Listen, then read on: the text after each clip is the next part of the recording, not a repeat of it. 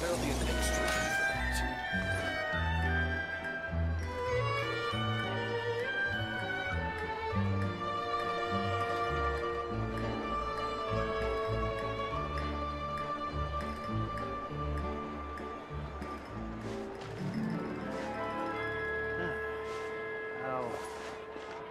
I'll think about it. There'll be an extra fee for that.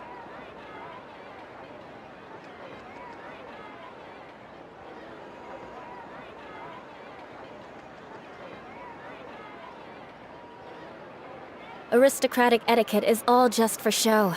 Just smile and nod along. I was forced to learn all of the rules by heart, but even I don't take them that seriously. There'll be an extra fee for that. I'll think about it.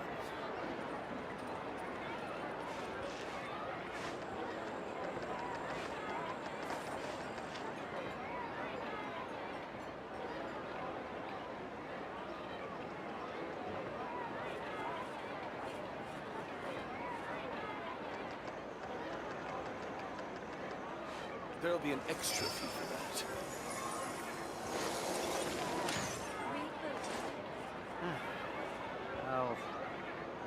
I'll think about it.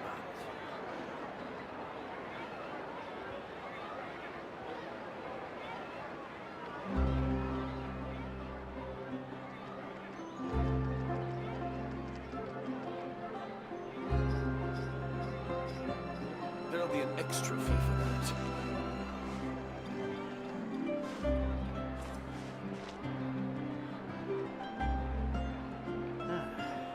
I'll think about it. Knights and aristocrats share the same cultural heritage, but the knights had enough sense to do away with all the superfluous detail.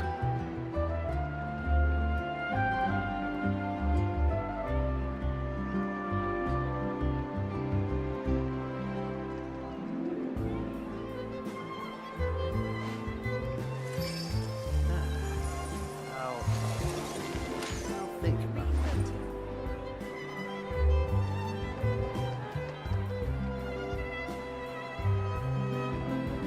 There'll be an extra fee for that.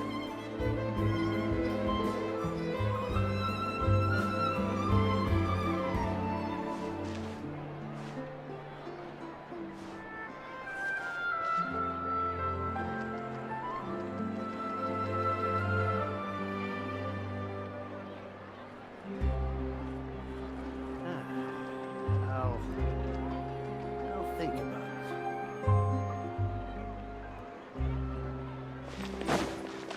There'll be an extra fee for that.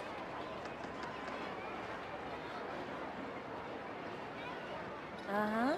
Yep, you're right. More speed.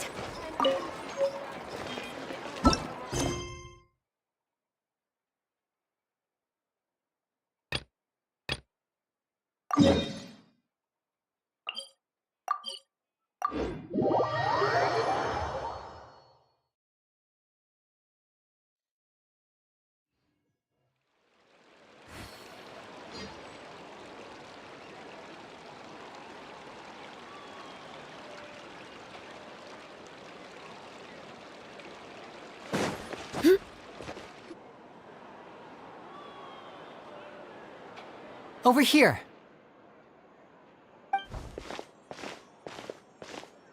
Lynette's not joining us today? I've had her follow Gemma and see if we can make any inroads with her. They should be at a cafe right now. Still, I don't think that Gemma's likely to open up to us. So, we need a contingency plan. Today, we'll be looking into a guy named Lorenzo, Caesar's former pupil and assistant. When Caesar passed away, all the stolen goods discovered in his home were confiscated and returned to their rightful owners. But Lorenzo was the only one privy to all his magic secrets, and he inherited his craft. Before long, Lorenzo was the next big magician in town, his fame surpassing even that of his master, and it made him very wealthy. He's since left the magic scene though, and these days, he's a wealthy businessman with his fingers in a lot of different pies. I had to pull a lot of strings, but I managed to get him to agree to a couple of drinks with me. Be warned though, I hear he's got a hair-triggered temper. We'd best be careful.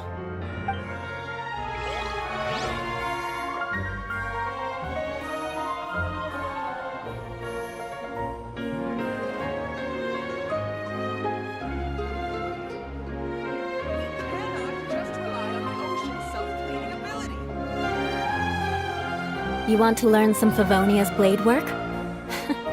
Alright then, I'll teach you. Oh yes, I'll teach you alright. Mark my words.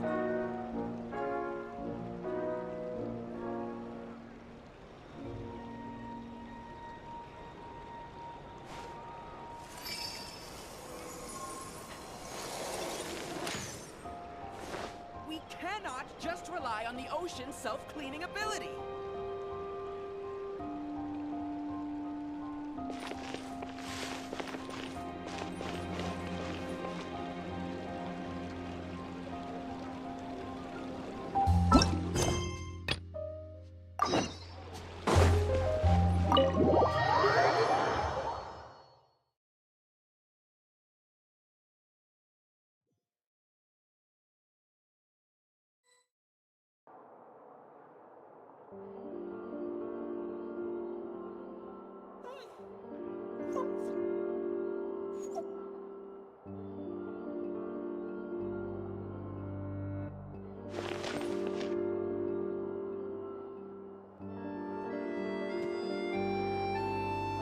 Art is the key ingredient in fine dining.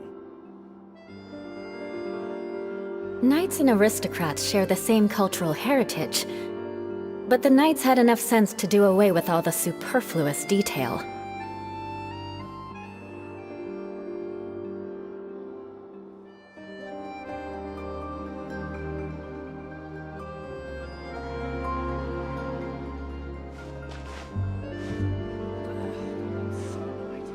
Art is the key ingredient in fine dining.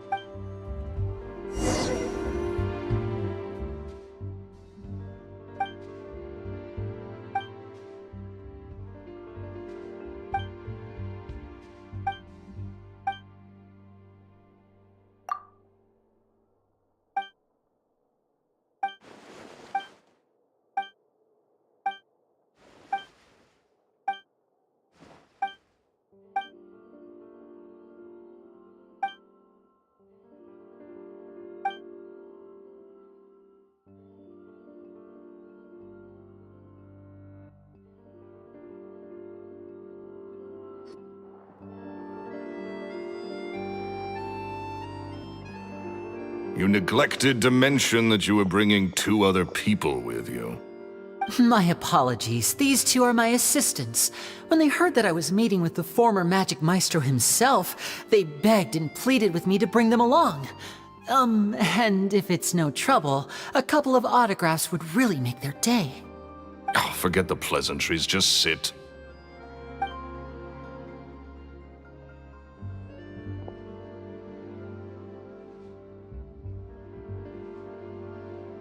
Get a load of this guy. Forget the pleasantries, he says, but he looks pretty happy about Lenny stroking his ego. I only agreed to meet since we're both magicians. Do me a favor and cut to the chase. I have more important things to do than drinking. Much obliged, sir. As it happens, the matter I want to address is also related to magic. Yesterday morning, a warning letter from the Phantom Weasel appeared on the entrance to the Opera House. He claims to be planning something for the same evening that I'm scheduled to do a magic show there. As such, I believe that I may well be his target. I have to get to the bottom of this to ensure that my show can go ahead as planned. Naturally, any investigation into the Weasel starts with a few questions about Caesar, who... What is there to investigate? Caesar was the Weasel and he's been dead for 10 years. So what if some sick creep thought it'd be funny to write a warning letter? It changes nothing. Are you trying to tell me you actually bought it? Please, sir, no need to get so worked up. I do concede that a copycat is but one possibility. Possibility? It's a fact, Linny. Look, my patience is limited, so listen carefully while I'm still willing to put up with you. The Weasel is dead. Period. Everyone knows that, so do yourself a favor and quit this investigation. It'll lead you nowhere. Look, if this affects your magic show in any way, I will personally compensate you for any losses. Oh, sir, I'm honored, really. But this isn't about finances for me. My pride as a magician is what's at stake here, Lorenzo. Copycat or not, this person has thrown me the gauntlet, and I must meet their challenge head-on. Your pride? Don't mince words with me, boy. Just tell me, what exactly are you seeking to do? I want to find out the Phantom Weasel's true identity. I have to know for myself what really happened 10 years ago. What would that accomplish? And what do the events of 10 years ago have to do with you, anyway? Look, you of all people should know that a magician never reveals their secrets. And in any case, dead men don't talk. So if you really care about your magician's pride, then you'll forget about Caesar and move on. Uh-oh. This is getting awkward. Lorenzo? Is that? Oh, it is you! I know that big, booming voice anywhere. What's up, my man? Wanna grab a drink with me? Another day, I'm busy. Oh, come on! You can't be all business all the time. You know what they say? Live fast, die young. You gotta learn how to kick back and relax once in a while. If I wanted your life advice, I'd ask for it. Now get out of my face and go be drunk somewhere else. Sorry, my good sir. I don't believe I've had the pleasure. Oh, hey! Edmondo. He and I are business pals. We worked together a bunch of times. This is your first time meeting him? Oh, he's always like this. Foul-mouthed and hard-nosed. Never heard a kind word out of this guy the whole time I've known him. And he wonders why he can't get a girlfriend, despite being, what, pushing 40, 30, something? Anyway, point is, a lot older than when he first got rejected by the girl he was into. And he's still into, from what I hear.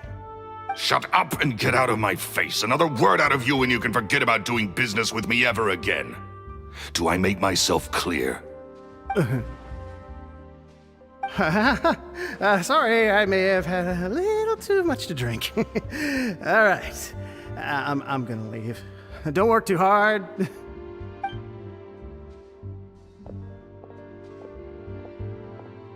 I think it's high time I made a move as well. If you really want to investigate this, Linny, be my guest. But if nothing good comes of it, don't say I didn't warn you.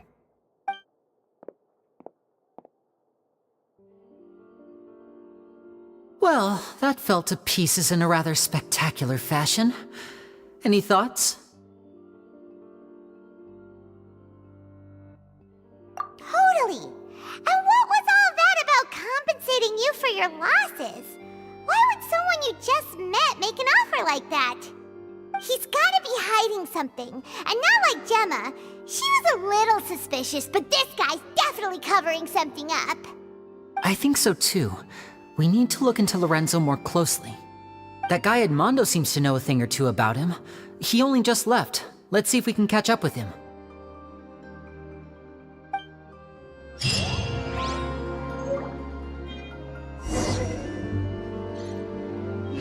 Forget about me. This is about what you want.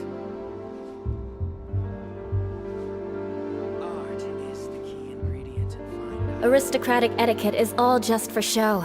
Just smile and nod along. I was forced to learn all of the rules by heart, but even I don't take them that seriously.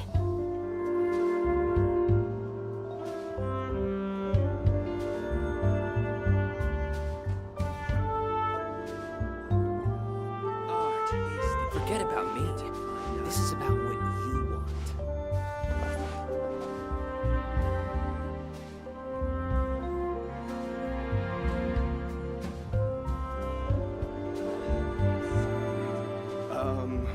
What did you want exactly?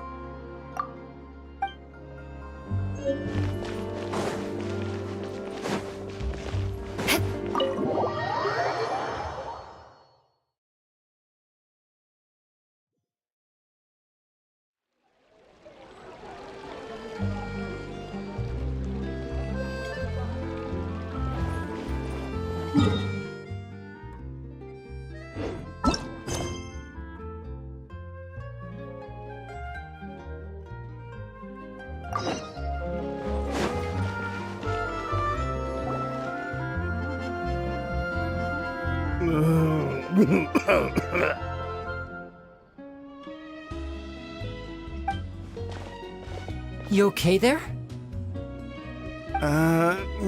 Who are you? Oh, it's you guys. Don't worry about me. I must have had one too many.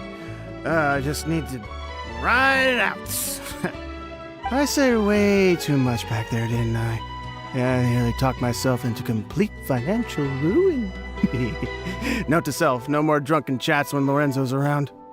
So he was serious about threatening to cut you off? Ugh, Paimon knew he was a bad egg. Hey! Keep your voice down. Don't go prying into Lorenzo's personal affairs. Bad things happen to people who ask too many questions or make an enemy out of him. What kind of bad things? Don't even ask. I'm sorry. I'm gonna have to cut this conversation short. I'm not crossing that line again. And take it from me, trouble with Lorenzo is one thing you don't need in your life. You saw him flare up back there. I don't know what you said to him, but clearly it touched a nerve. That's not a good sign. You're too young for this. Don't get in over your head. I'm leaving.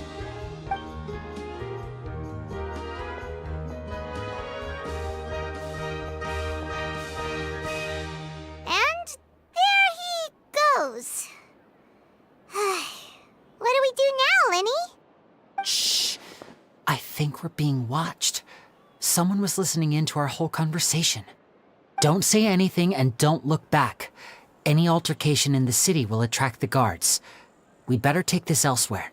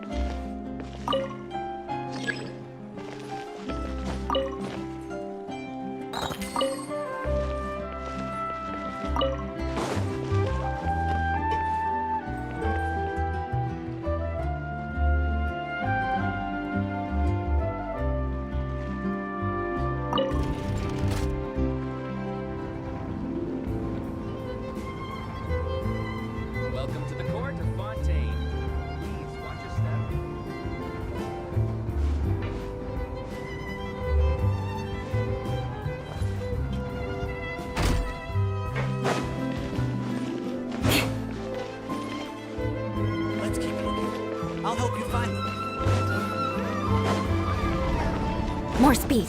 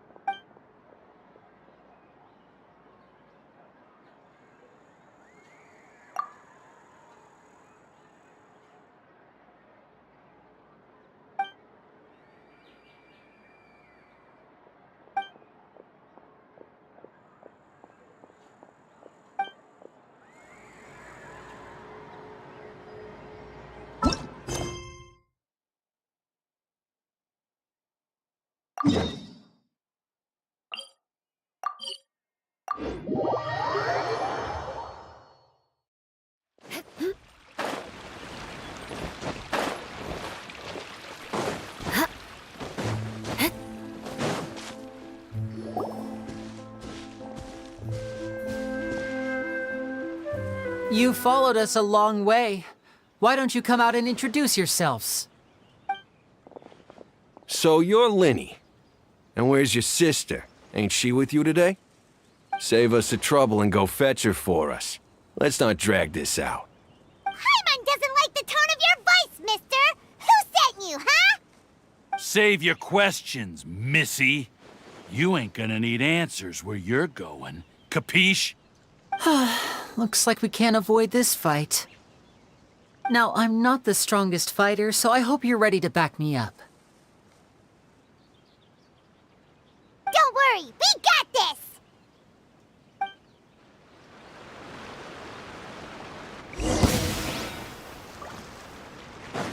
And voila!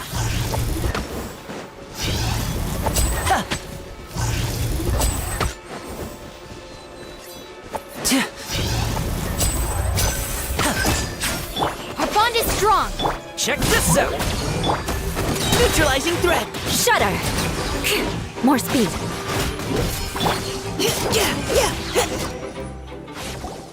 Curses. They're tougher than we thought. Vision wielders are always trouble. Intimidation ain't gonna work like it did on the lady. Come on, let's scram!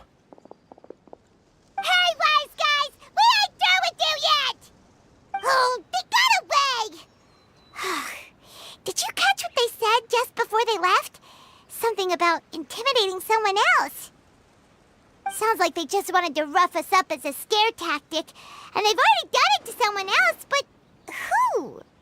You're right. She was injured when we saw her yesterday, and she acted like she had something to hide. Maybe she was too scared to tell us the truth because those guys had threatened her.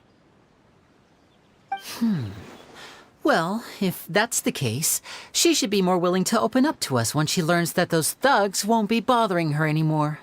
Let's head back to the cafe and see if we can get any information from her.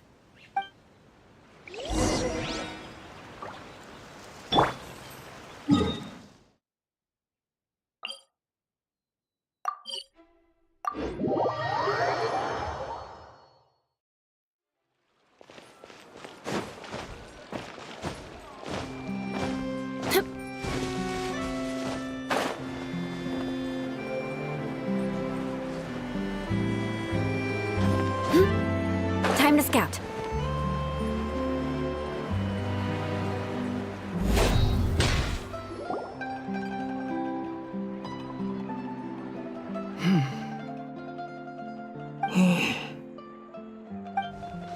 Gemma?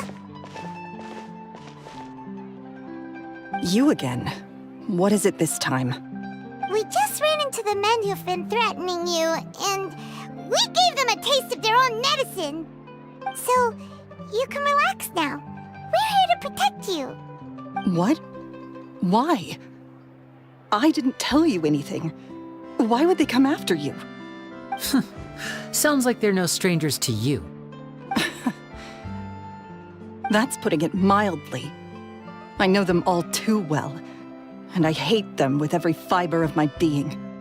It's been 10 long years, and still every time I try to look into Caesar's death, they show up and warn me not to do anything stupid. How do I know I can trust you? Do you really think you can get to the bottom of it all? And why are you doing this? I'm afraid I can't reveal all the details just yet, but I can promise you this. I will expose the Phantom Weasel's true identity. Because you see, this is a personal matter of the utmost importance. I give you my word. Trust me. Okay. How can I help you? I've heard that Caesar used to have a magic workshop where he kept a lot of his personal effects. If possible, I'd like to take a look at them. Do you know where it is? The Fleuve Sonde. But the place was sealed up by the police after his death, and no one's been there since. I also know that the Fleuve Sonde is dangerous territory. Lots of hostile groups lurking around. If you're serious about going there, please be careful. Understood. Lynette, you stay here and take care of Gemma. Don't let her come to harm. Got it. But if I'm staying here, I'm ordering dessert. I mean, bon appetit, but stay sharp too. They're likely to come for you while I'm away. Okay. Alright, power saving mode off. I'll start taking this more seriously now.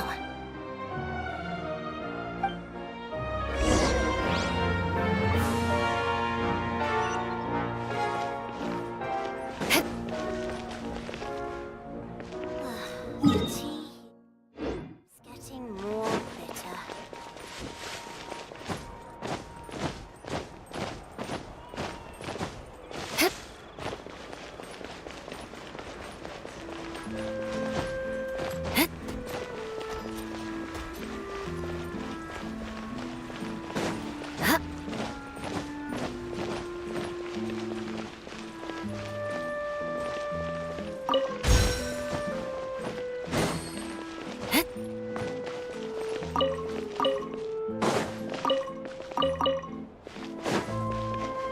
More speed.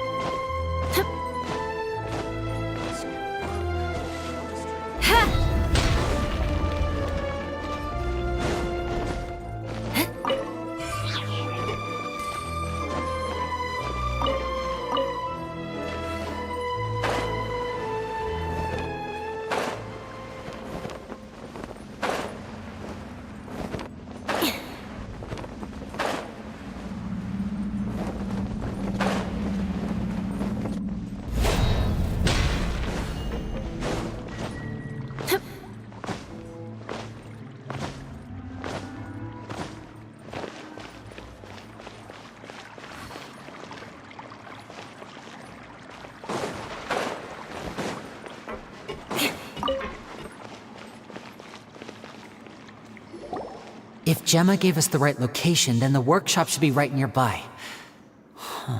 Looks like these boxes are blocking the entrance. Let's shift them away first. There we go. It should be just down here.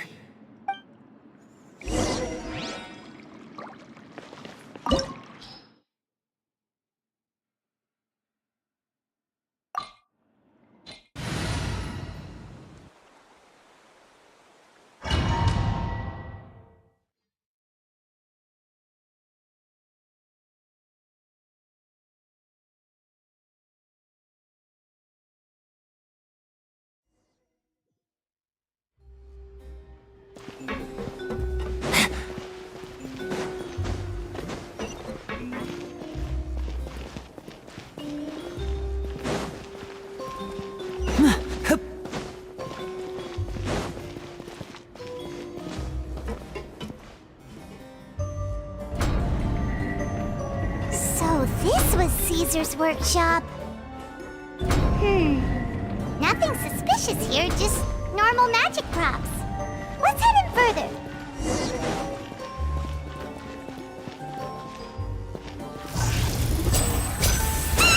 What was that? Oh, is this one of Caesar's gadgets?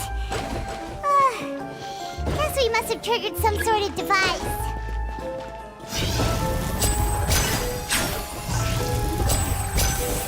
Yeah.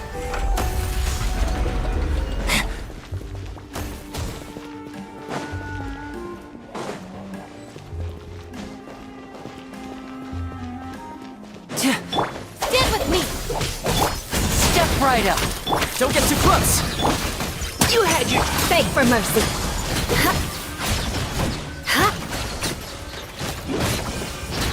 Crush! Whoa. Look, the doll in the box is glowing.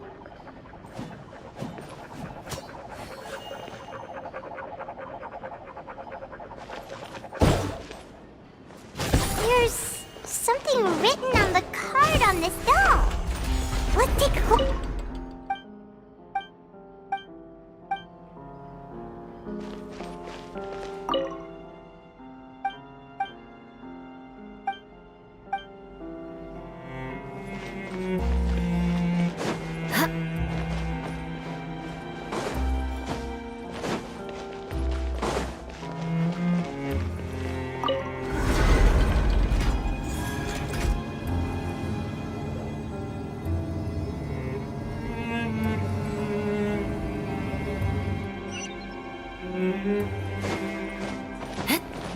Looks like we've reached the end of this route.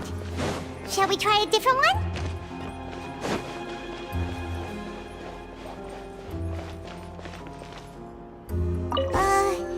These magic boxes are moving. What do we do? One of them looks different from the rest. Let's investigate.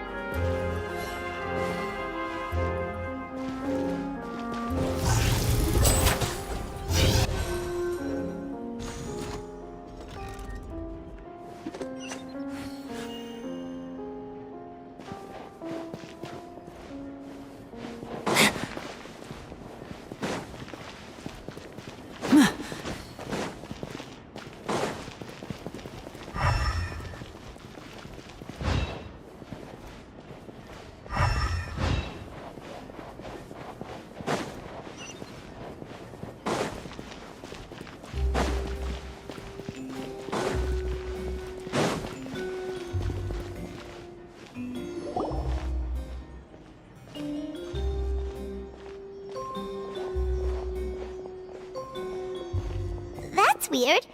Have we reached the end already? There's nothing here. Maybe this was a wasted trip. This place seems a little too ordinary for a magician's workshop. There's a distinct lack of mystery. We've triggered quite a few devices on the way here. I'm starting to wonder whether Caesar built this whole place as one big, elaborate magic contraption. If so, then there must be more to this place than meets the eye. Maybe a hidden room somewhere. Aha! If I just move this book, then hopefully... and... presto! A secret passageway! How did you know? I'm a magician too, and apparently great minds really do think alike. Looks pretty big inside. Let's head in and take a look around.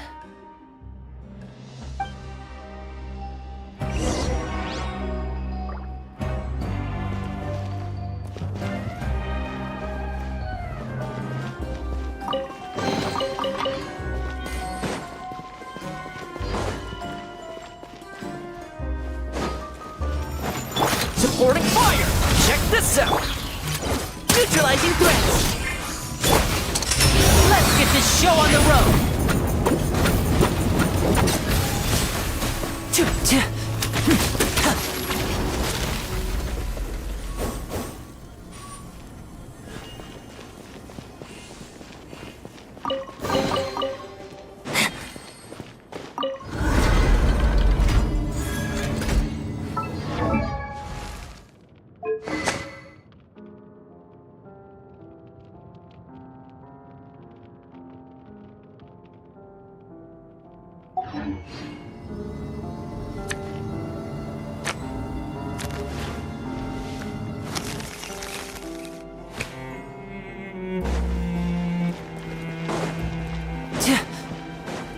Don't get too close! Our bond is strong!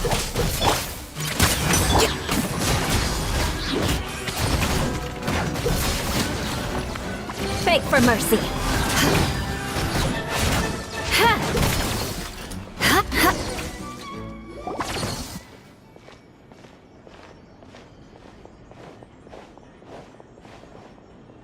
Why have you stopped, Lenny? Is there some device in that box? Huh. It just looks familiar somehow. Let me check this out for a second while you guys go on ahead. If anyone makes a major discovery, let's rendezvous here. All right, see you in a bit.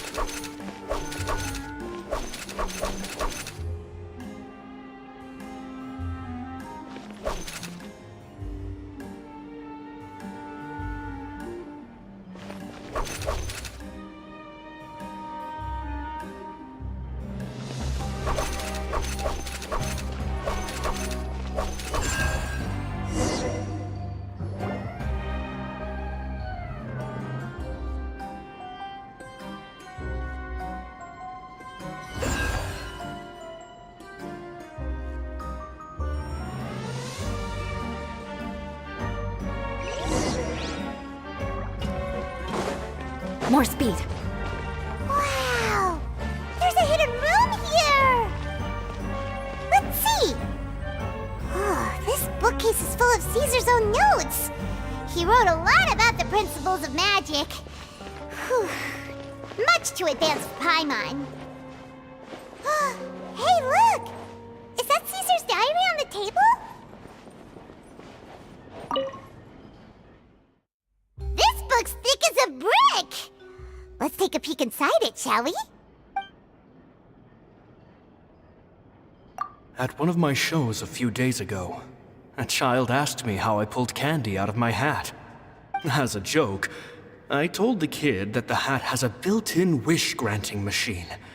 Next thing I know, today a whole bunch of kids were pestering me to pull all sorts of things out of the hat. So I told them another white lie. The machine needs time to power up, but in the meantime, you can write your wishes down.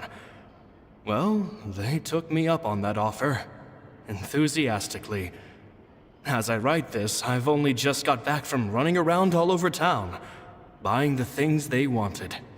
Boy, are my legs sore.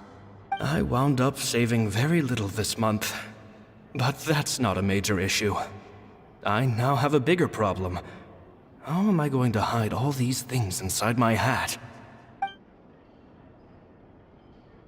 2 children came to talk to me after today's show. I don't know why they were out on their own. They looked much too young to be unsupervised. I do hope they got home safely. Anyway, they said that they wanted me to teach them how to do magic. It's not uncommon for children to ask this, of course, but I've never seen any of them as serious about it as these two.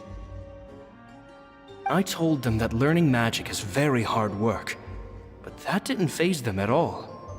It's like they already knew. They seemed so committed. I couldn't turn them down.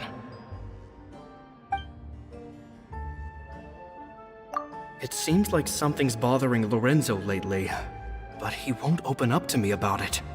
Surely he's not upset that I agreed to teach those two children. I'll have to talk him around. I have a good feeling about those kids.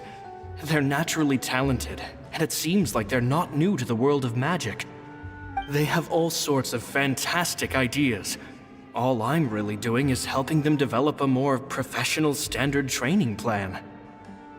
They wanted to call me Master, but I told them they absolutely mustn't. Any magician worth their salt could have taught them what I have. They're the geniuses here. Compared to them, I don't deserve to be called any sort of master.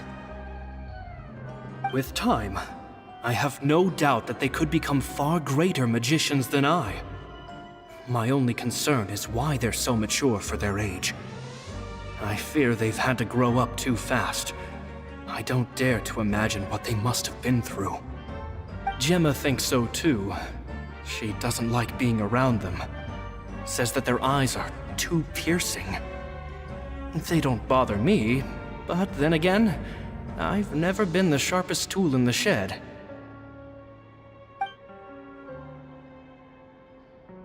It's nearly time for me to go on tour. I asked the two kids if they'd like to come with me, but they shook their heads. I once overheard them talking about their father and their mission. Sounds like their parents have other plans for them. I guess we'll be parting ways soon. It's only been 10 days since I first met them, but I think that I've gotten a feel for their personalities now. They're very tough, but also very cautious, and they trust no one but each other. This, I fear, is not a good habit to have. They hide things from me too. For example, when I asked them where they live and why they wanted to learn magic, they lied. That's the thing about children. Whenever they're trying to cover something up, it always shows somehow. I can sense that their lives have been hard, possibly even dangerous too. They're not like other children. It's a shame that I can't do more to help them. After thinking things over, I decided to tell them a bit about how I see the world. It's full of lies and falsehoods, and that is why we must find our own truth. P.S. I hope they won't find my nagging annoying.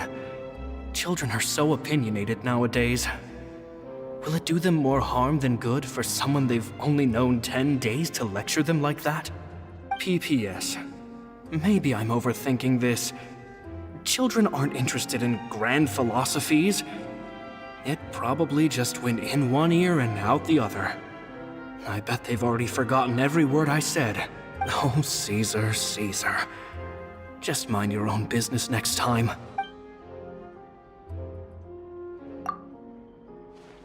Two magic geniuses with a father and a mission, huh?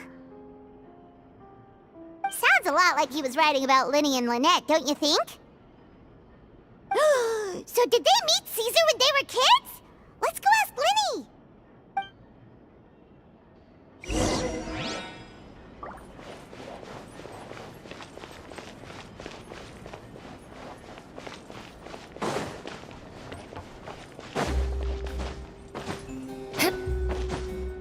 Time to scout.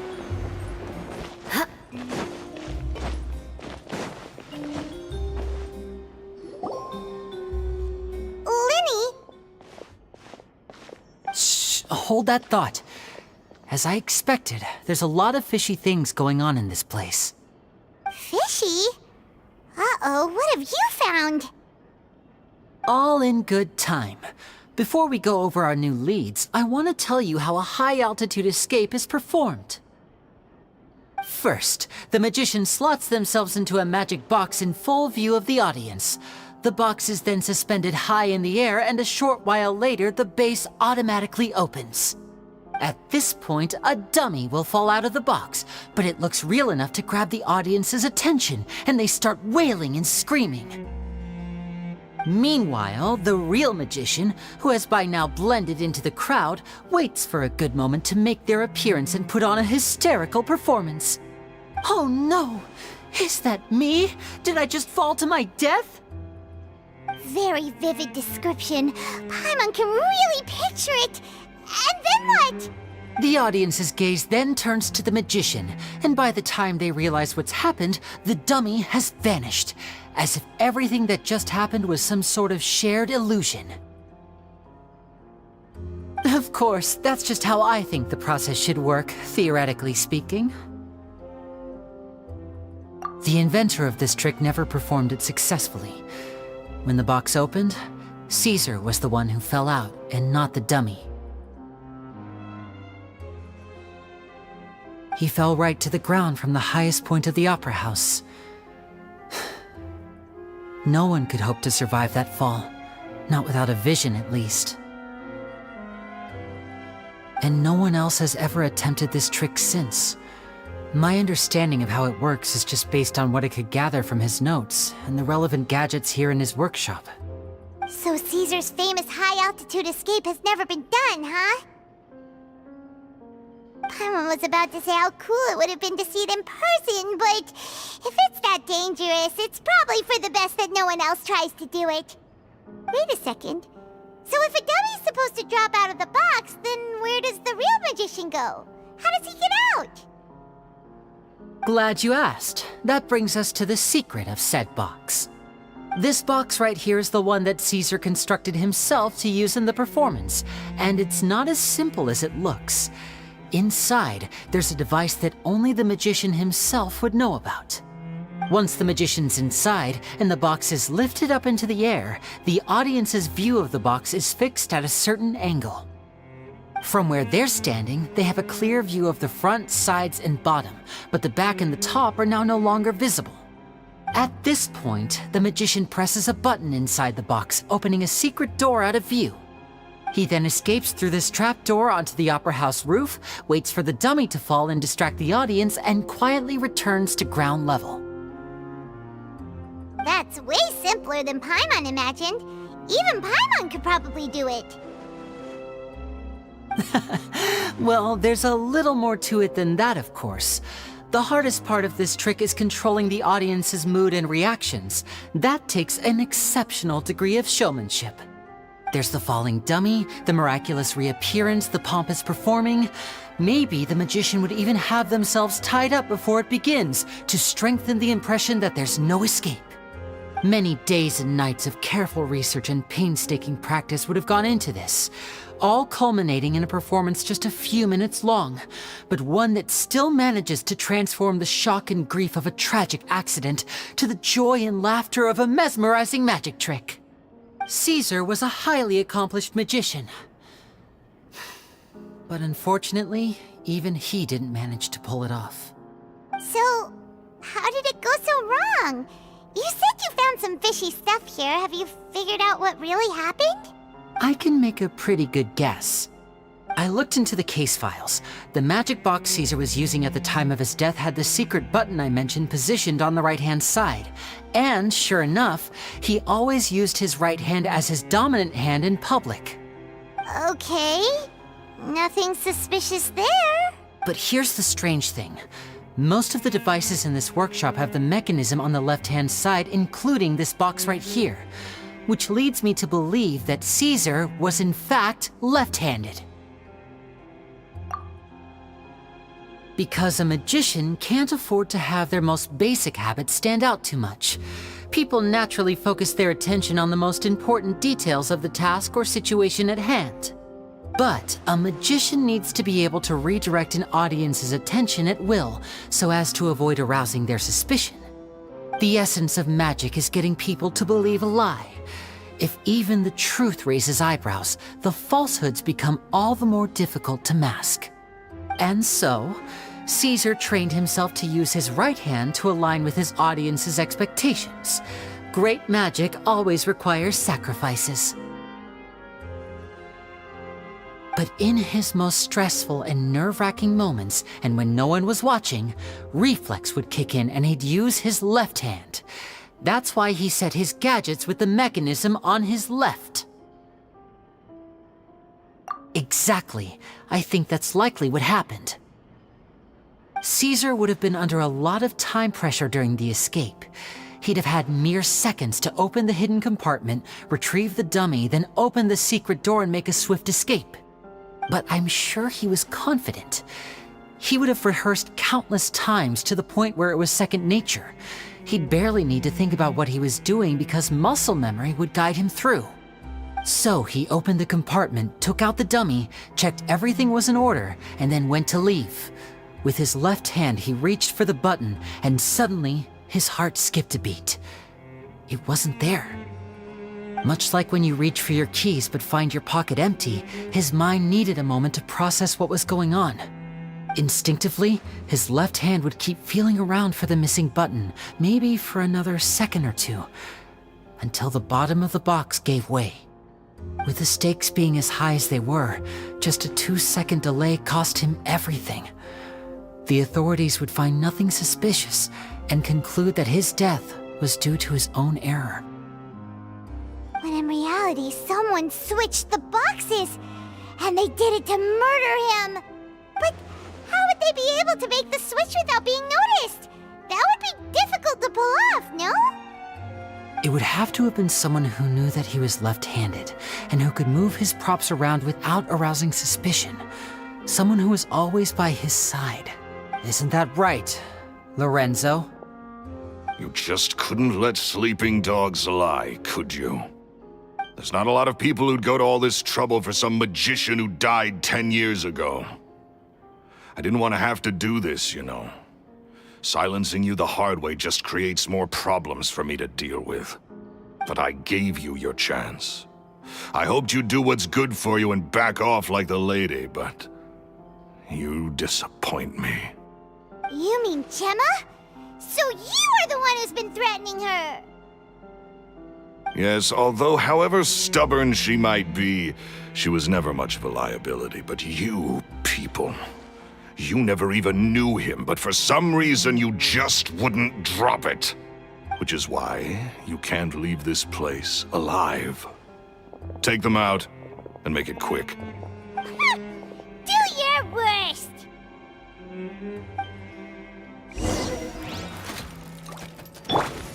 Stand with me! I'll settle this! I got you covered!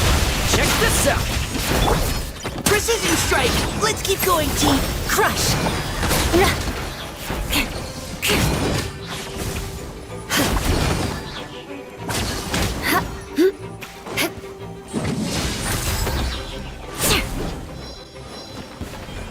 Beg for mercy!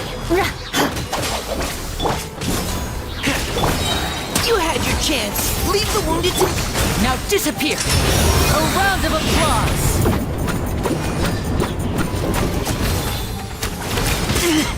Stay calm, stay calm! Crush! Flood of frost!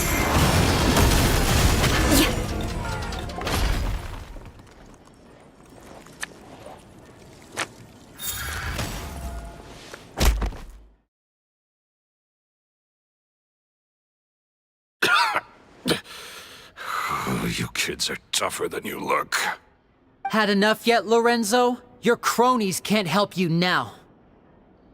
I think it's high time you started talking, and what I'd really like to know is, why did you murder Caesar?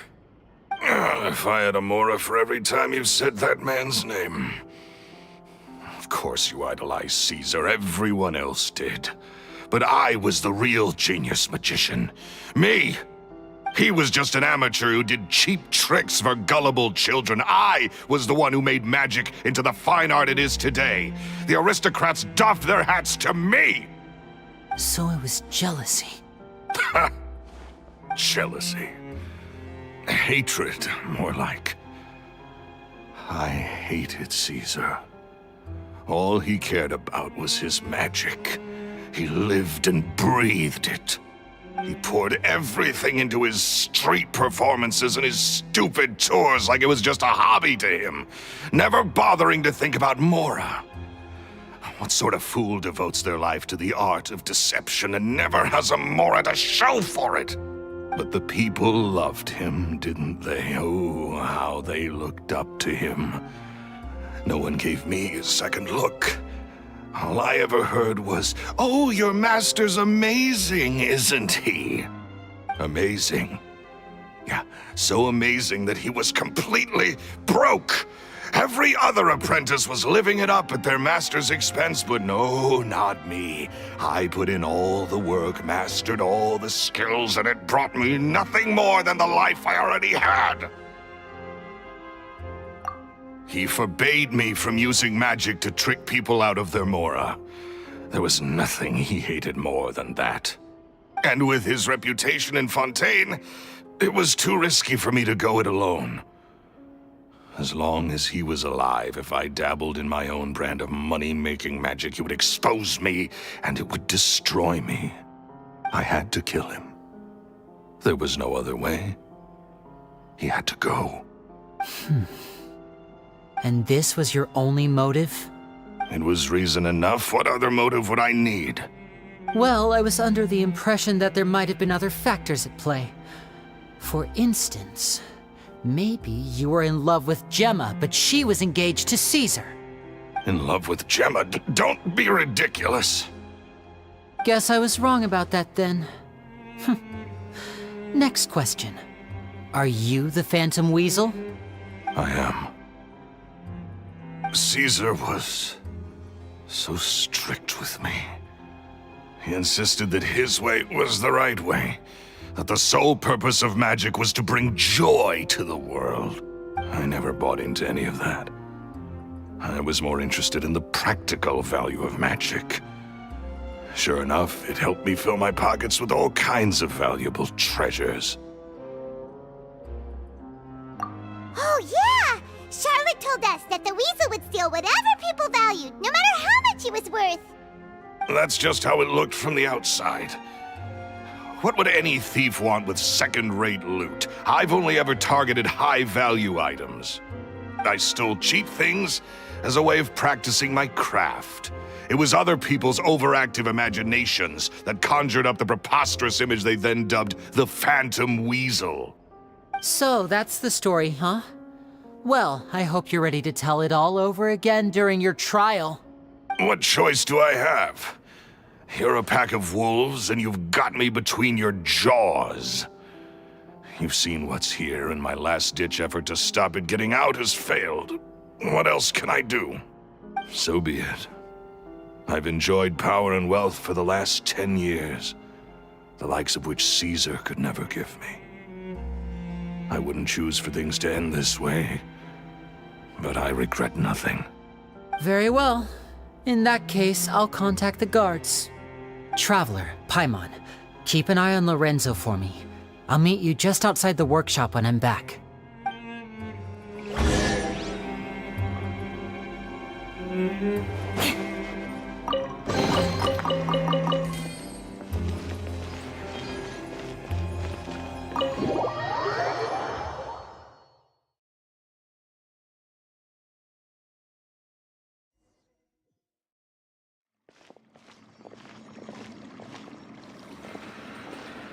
Lily has told me the whole story.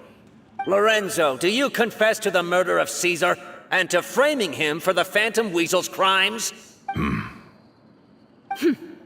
Look who's finally developed a conscience. What kind of disciple murders their own master?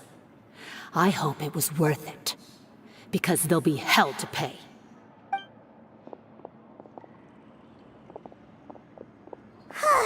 Looks like it's all over. What should we do next, Lenny? Should we start preparing for your show? Let me think. Let's rendezvous with Lynette and Gemma first. With Lorenzo in custody, Gemma will no longer have to fear for her safety. Good point. We should go tell Gemma the good news right away. It'll give her some peace of mind for sure.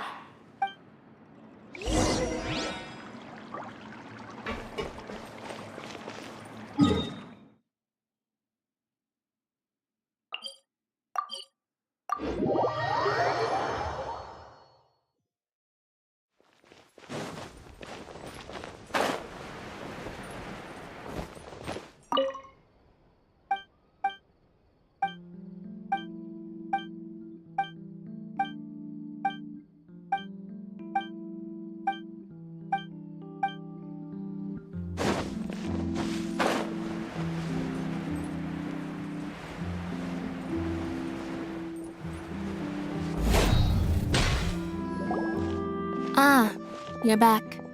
You were so quick. I've only just finished my third dessert. Your third? Lynette, come on, we've talked about this. Everything in moderation. You're not gonna have any room left for dinner now. It's fine. I'll shift to exercise mode and jog off the excess sugar. That's besides the point. Well, it's done now, but try to eat a more balanced diet in the future. Point taken. Did everything go okay? Of course! Lorenzo was no match for us. The guards are taking him into custody as we speak. Gosh, that's amazing. I'm sorry, I still didn't know if I could trust you, but now it seems I can.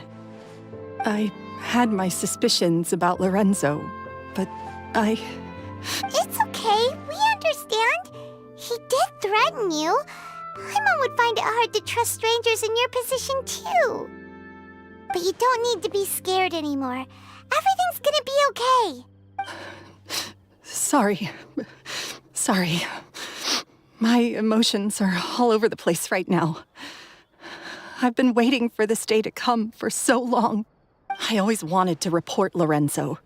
He took all of Caesar's property, which I found suspicious, but I had people watching me all the time, so I couldn't risk looking into it. I was so afraid. I was scared he'd do something terrible to me, and then no one would be left to visit Caesar's grave. So I never had the courage to speak out. Thank you all. Truly. Thank you so much.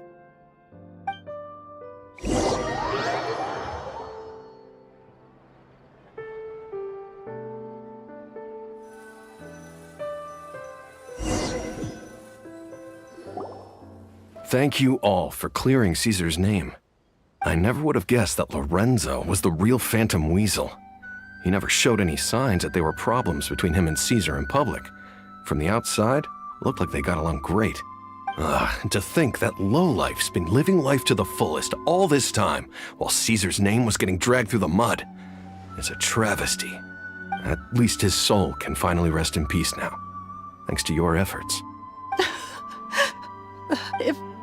If only I'd realized before it was too late. Don't blame yourself, Gemma. This isn't your fault. Yeah, you still have the rest of your life to live. Caesar wouldn't want to see you spending it feeling guilty. Cheer up, Gemma. My brother's doing a magic show at the Opera House tomorrow evening. Would you like to come along? It might raise your spirits. This show will be a special one. We're holding it in Caesar's honor. In Caesar's honor? Really? Oh, thank you. I'll be there. Great. We'll see you tomorrow evening. Traveler, Paimon, don't be late. Don't worry, we'll be there. No way are we gonna miss out on a free magic show. Wait, Paimon feels like we're forgetting something. Oh yeah, Caesar's diary! We never found out if the two kids Caesar taught magic to were Linny and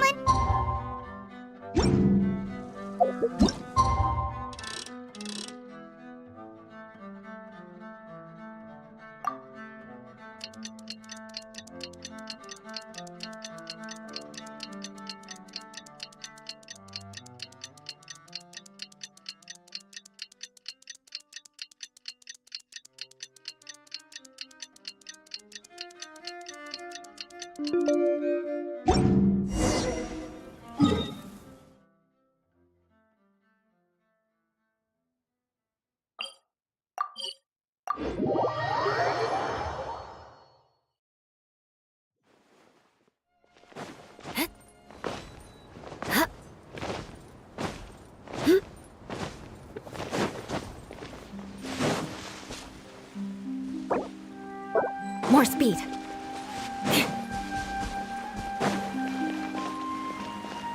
More speed.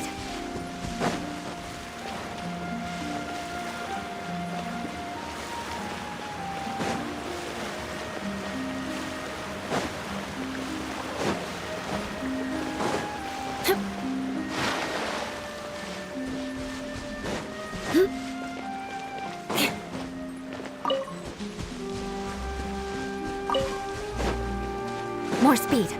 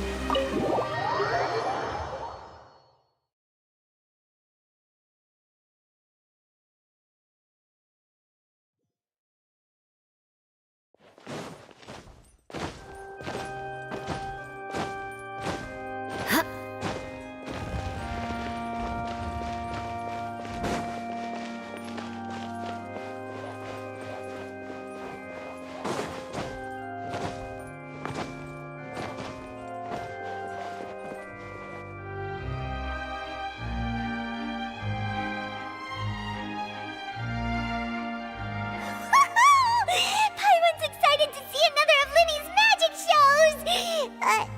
Wait. Lynette, shouldn't you be on stage by now? Not this time. My brother's going solo today. So I'll be watching with you. Good evening, ladies and gentlemen. I hope everybody's ready because the show is about to begin. The great magician Linny has prepared a spectacular show for us all tonight, concluding with an all-new grand finale that no audience has ever seen before. Wow! A new trick! Thank you all so much for coming. Now, prepare to join me on a journey through the mystical and miraculous.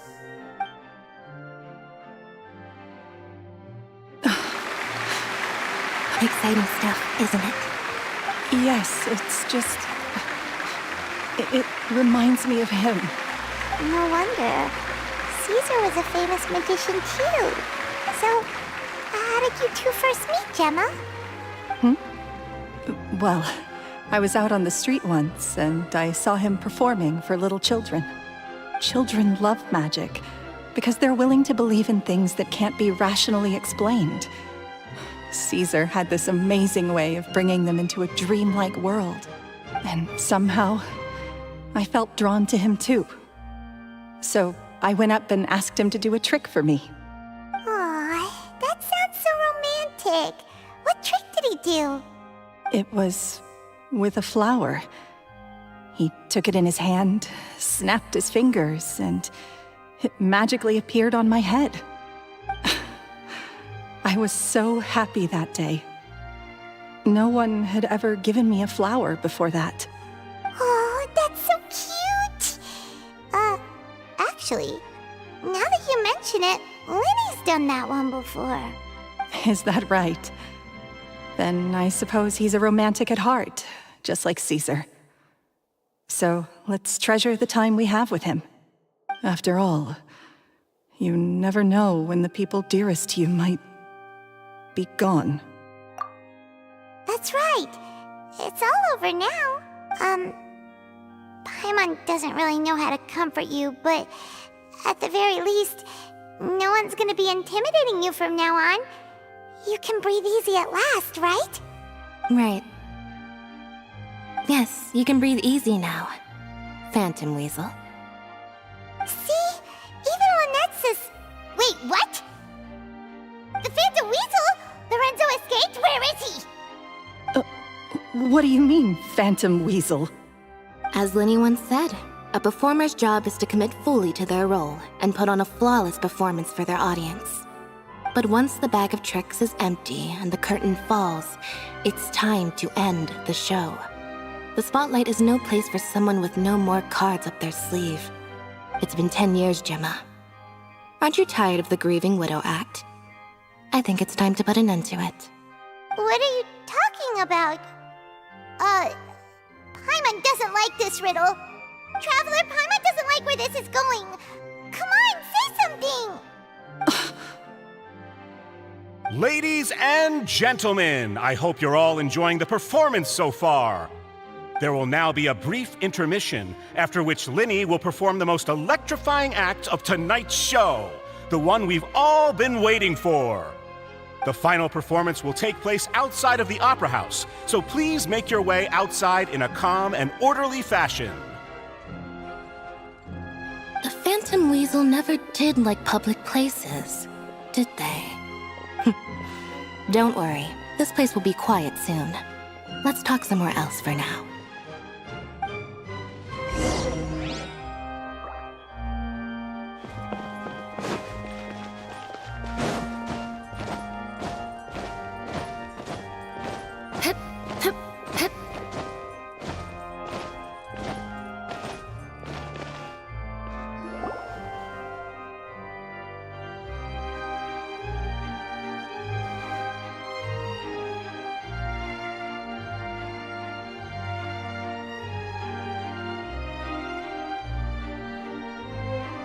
Dear me, this is awkward, isn't it? And unfortunately, I'm all out of gadgets, so I'm afraid I can't do any tricks to liven up the mood. This is a big mistake for a magician to make, but thankfully, I do have a backup plan. Now, who wants to hear a story? Lenny? Don't we have more important things to address right now? Lynette accused Gemma of being the real Phantom Weasel a moment ago. Oh, what the heck's going on? All in good time. Magicians are good at guessing what people are thinking. I know the questions you want to ask. And as it happens, the story I'm about to tell might answer a few of them. Really? Well then, let's hear it! Paimon's dying of curiosity here! Let's go back to the very beginning. A decade ago, when the Phantom Weasel was terrorizing the court of Fontaine. She never missed a target, never left a trace, and no treasure was safe from her thieving hands. But as her infamy grew, so did the readiness of the police, and her opportunities to act became ever fewer. Every day, she ran the risk of being exposed for who she was. Of course, she could not simply take this lying down, and before long, she found her ticket to freedom. She would create a scapegoat, a false weasel to close the chapter on her behalf. After weighing her options, she set her sights on a renowned magician, Caesar. After all, magic and theft shared enough similarities for people to buy the story when the truth came out. So then what? Being the master deceiver she was, the weasel easily earned Caesar's trust. Now, all that remained was to frame him for her countless crimes. But as she was considering how to make her move, she noticed Caesar's aggrieved pupil, and a new thought entered her mind. Maybe I don't need to get my hands dirty after all. At her encouragement, Lorenzo tampered with Caesar's magic box, causing him to fall to his death. Afterwards, Lorenzo seized his master's property, and the weasel set about tarnishing Caesar's reputation. Two co-conspirators committed the perfect crime.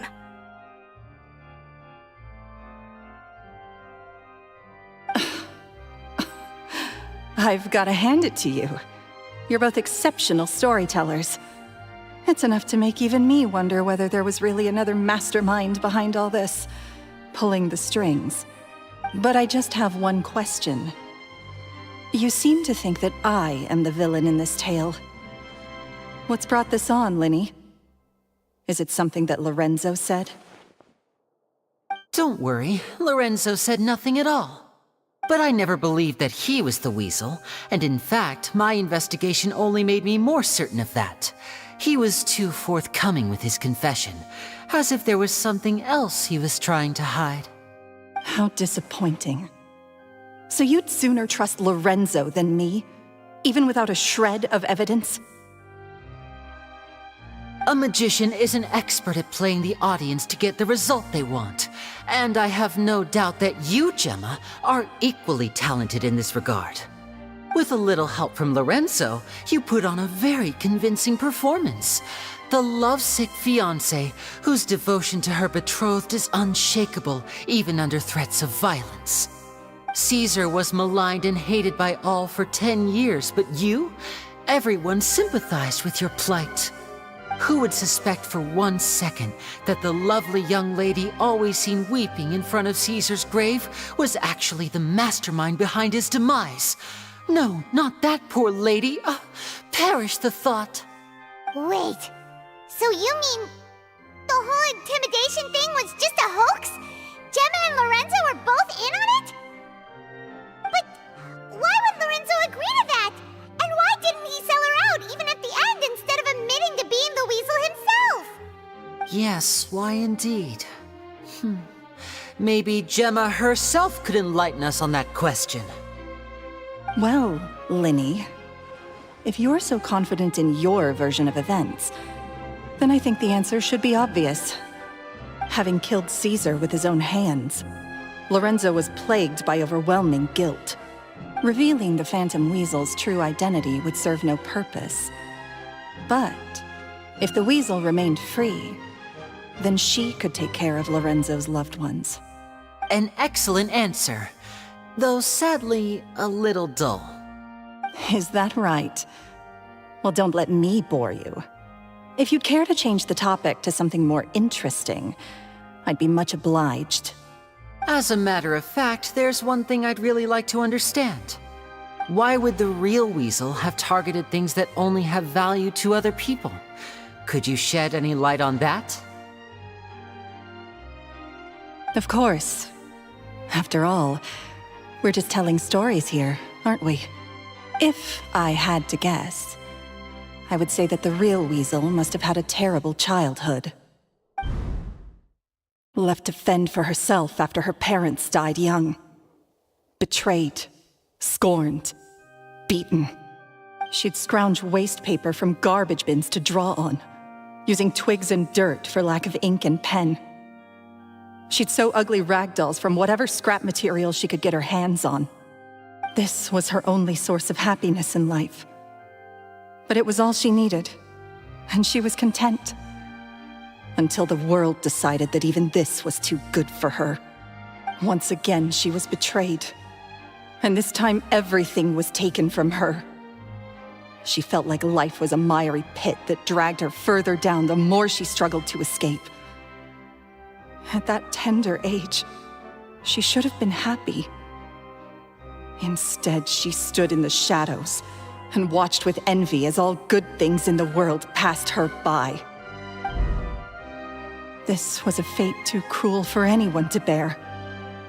Her pain became a breeding ground for dark thoughts. Thoughts which festered and grew into a twisted solution to her troubles. I detest the happiness of others, in all its forms alike.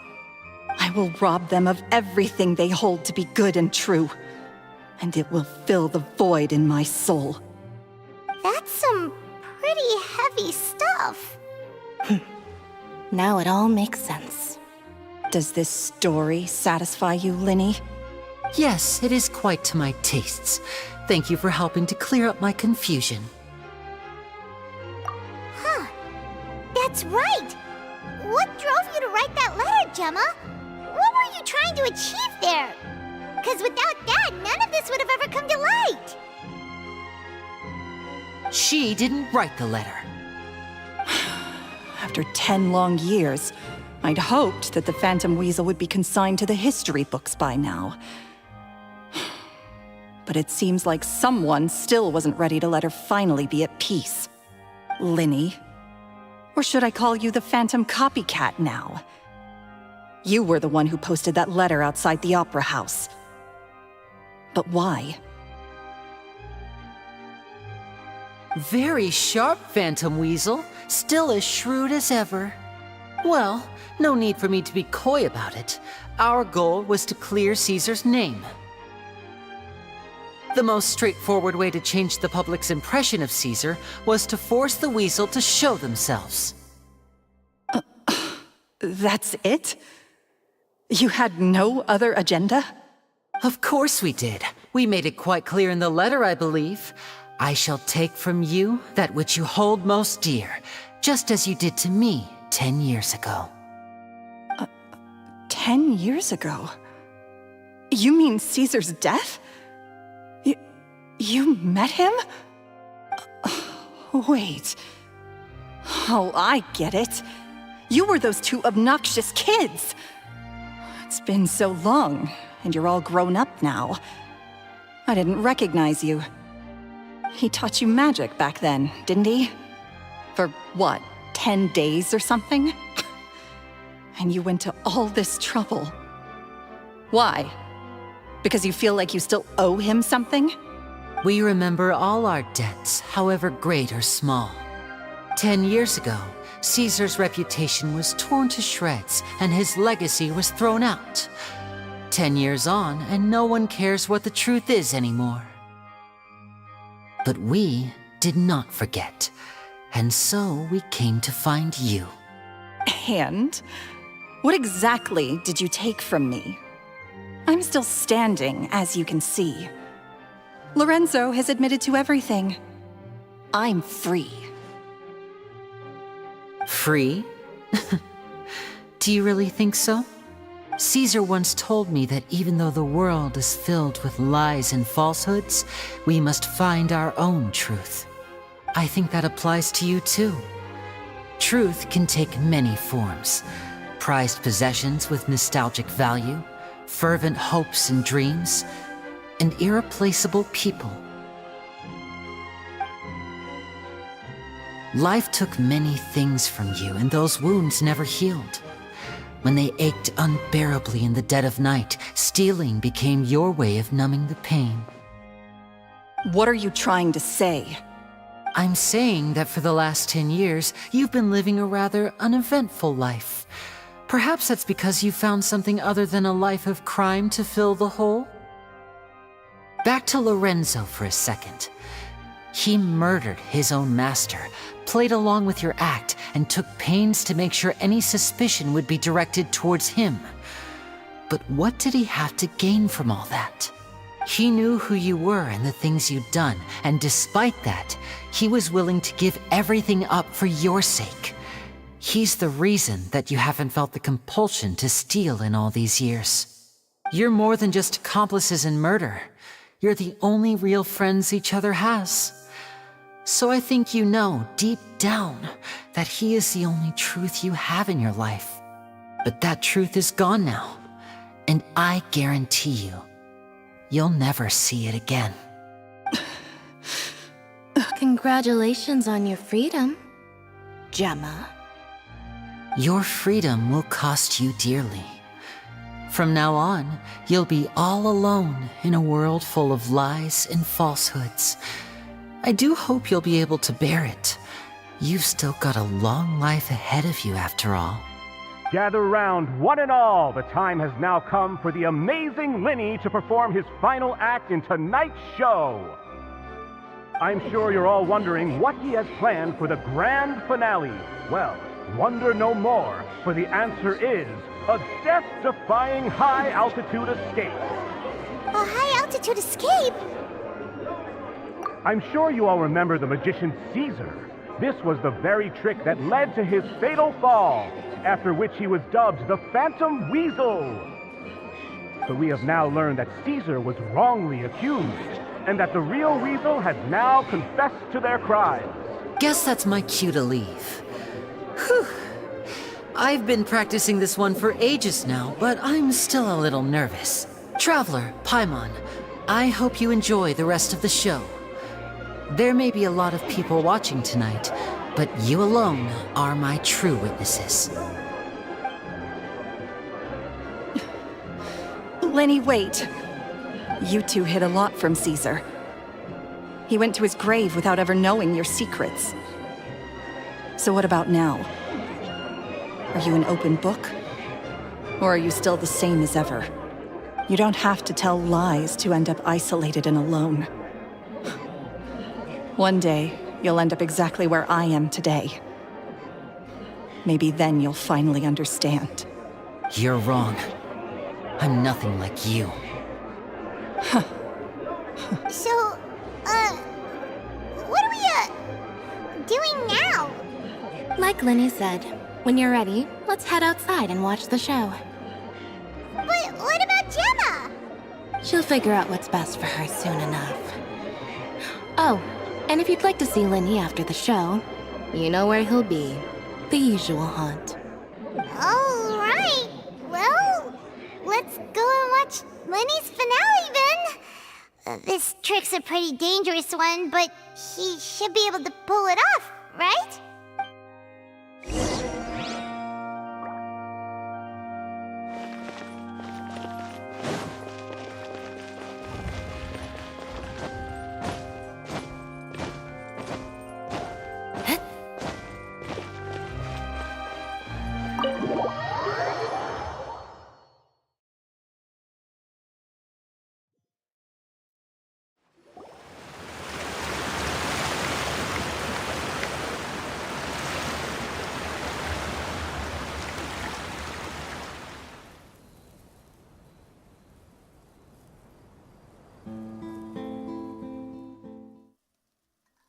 Magic should be mysterious, surprising, and defy logic.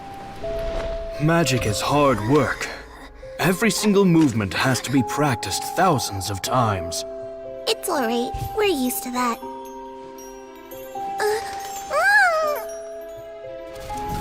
We're sorry. You've taught us so much, but we can't tell you the whole truth. It's okay. Do you still remember what I told you? This world is full of lies and falsehoods. I only hope that one day you can find your own truth. What about you? Have you found your truth? Magic is my truth. I want to perform a magic trick so great that people will always think of me when they talk about it. For a magician, what greater honor could there be? Look! Behold! Linny is sealed inside the box. Will he manage to escape? 10 years ago, Caesar attempted this very trick, and it was at this precise moment that... Winnie! Watch out!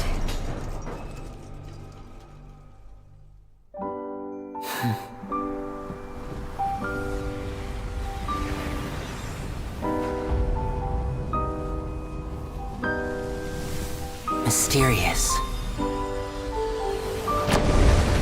Surprising.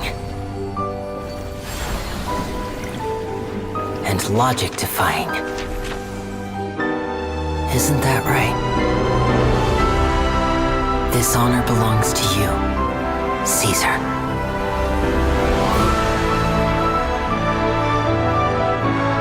I'm just sorry it's a little late.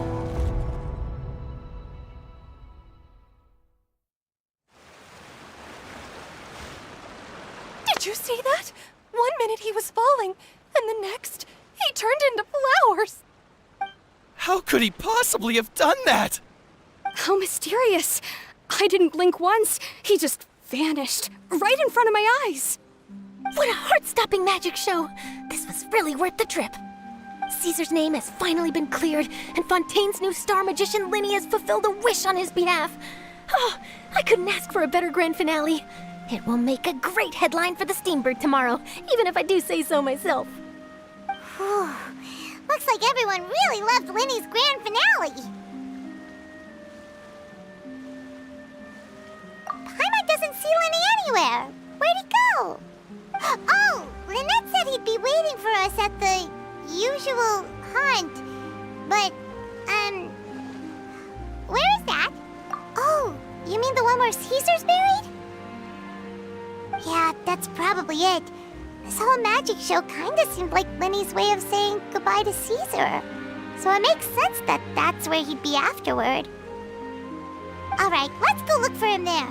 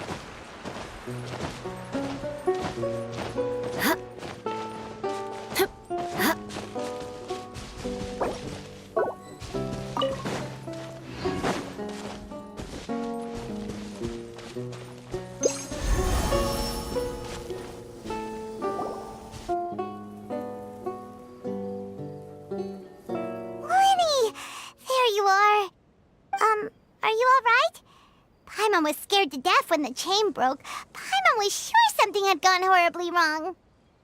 Magic is a performance art. A magician has to get creative to keep the audience on tenterhooks. That's our job. So I tweaked Caesar's original setup a little to keep it fresh. I was honestly a little nervous during the live performance. The thought of falling, suddenly feeling weightless, seeing the sky and the ground spinning and spinning. Sometimes, I can't help but wonder what Caesar thought in those final moments. Did he regret taking Gemma and Lorenzo on? Or did he believe that it was his own slip-up right until the end? You know, Paimon's been wanting to ask you about something ever since we were in Caesar's workshop. You learned magic from Caesar once, didn't you? When was that? After I joined the House of the Hearth.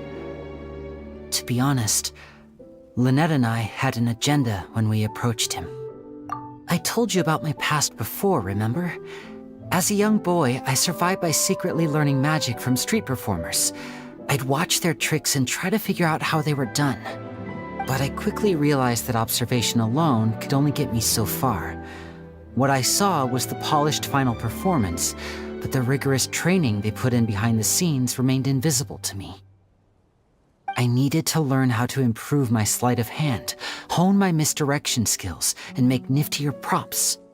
We were gifted enough that we'd made some progress by ourselves, but without proper guidance from a professional magician, we quickly plateaued. So that's why you sought Caesar out? Yes. We figured there was no harm in asking, but it took us by surprise that he was so willing to teach us. In all, we only spent 10 short days together, but he was very good to us. By contrast, we hid so many things from him. For instance, when he asked why I wanted to learn magic, I answered, "It's my passion." But in truth, there was already a lot more to the story by then. After being taken in by an aristocrat for our magic talent, then betrayed soon after, this was no longer about me doing what I loved. What amazed me was how the lie escaped my lips even as I was hesitating over whether to tell him the truth. Trust is a beautiful thing. Sadly, I'd forgotten how to trust by then. Winnie. Still worried about the way I feel? You really are a gentle soul, aren't you? But don't worry, I'm used to it now. From the mansions of the elite to the House of the Hearth, lies and selfishness have followed me and Lynette everywhere we go. After Caesar went on tour, we became busy with our missions. The next we heard of him was that he'd fallen to his death, and was now declared to be the Phantom Weasel. That night, I remembered his smile. But as I lay there, I didn't know what to say to him. To keep secrets is to put up walls. The longer you keep them up, the less you let people in. Then, one day, you look around and realize your life is like an empty auditorium after a show, full of seats once occupied by all the people who left. But I guess that's the price we have to pay.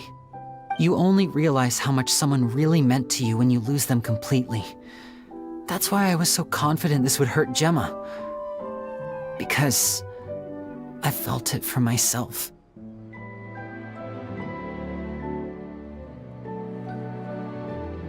Yeah, cheer up, Winnie.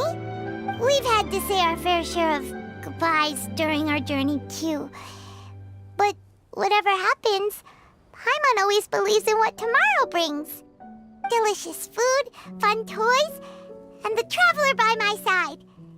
Paimon just needs to focus on things like this, and all the unhappy stuff goes right out the window.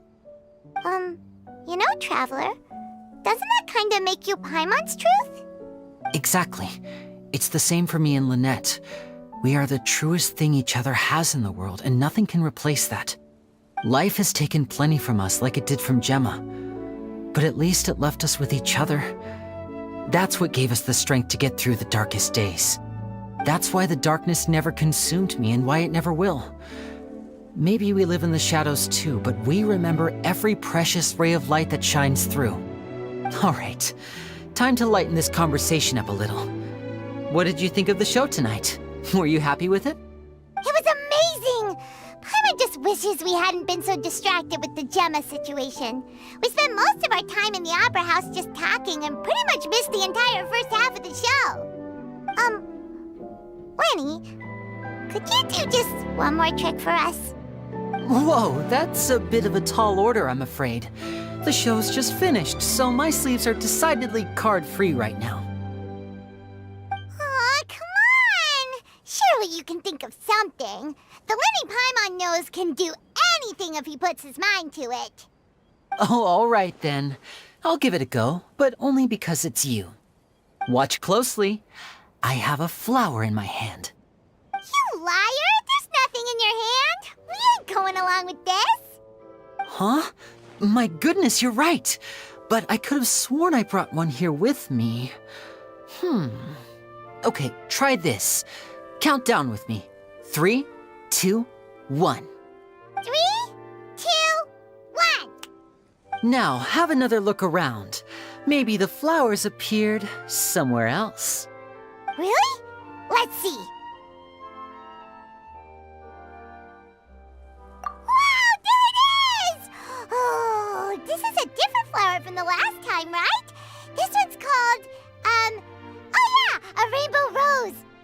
But more importantly, Paimon has to know how the trick is done. Please, Lenny, pretty please! Well, if you want to learn magic, you'll have to start by addressing me as teacher. Ugh. Fine. Please, teacher, please! Since you asked so nicely, I'll share one little tip with you. Namely, the student of magic cannot solely rely on others being prepared to reveal their secrets. You have to observe, think, and find the answers for yourself. Is that it? Ah, look at the time. We shouldn't linger here too long. Thanks again for coming to see my show. I bid you both good night. I look forward to seeing you again. All right, fine. See ya. Shall we head back down too? Oh, Paimon can't wait to read The Steambird tomorrow. Paimon bets Lenny and Caesar will be plastered all over it. Let's head to the Steambird's offices tomorrow morning and see what we can find out.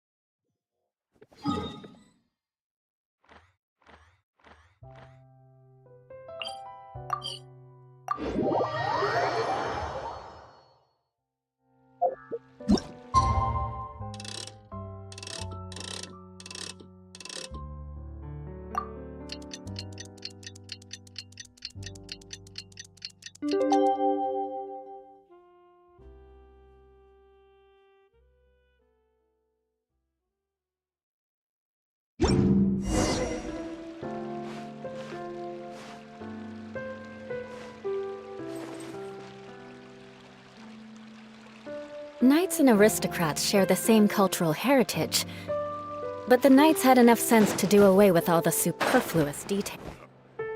I'm very sorry, Charlotte, but my sister and I are quite busy today. I'm afraid we'll have to decline this interview. Oh, please, Lenny, I'll only take a moment of your time, if you would be so kind. Huh? What's happening here? I spent all night writing my piece about the Phantom Weasel, and it was going to go to print this morning. But just as dawn broke, I suddenly received news that Caesar's fiancée, Gemma, had contacted the guards and confessed to having been the real Phantom Weasel all along. That was quick.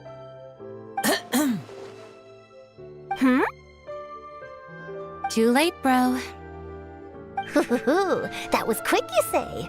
It sounds like I've got some catching up to do. Please, fill me in. Whoops. Aha! My instincts did not lead me astray. You do have something to hide. Gemma turning herself in must have something to do with Lenny's performance last night. Maybe watching my high-altitude escape trick reminded her of a better time with Caesar, and she could no longer ignore the voice of her conscience. Huh. Okay then. Wait, no, there must be more to it. If that's all it took for her to have a change of heart, how did it take her 10 whole years? Well...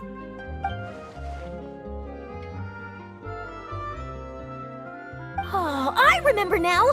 You and Gemma were nowhere to be found after the show. What happened between you? Quickfire question! Where did you all go after the show? Oh, we went to the cemetery and Linny did a private magic trick just for us.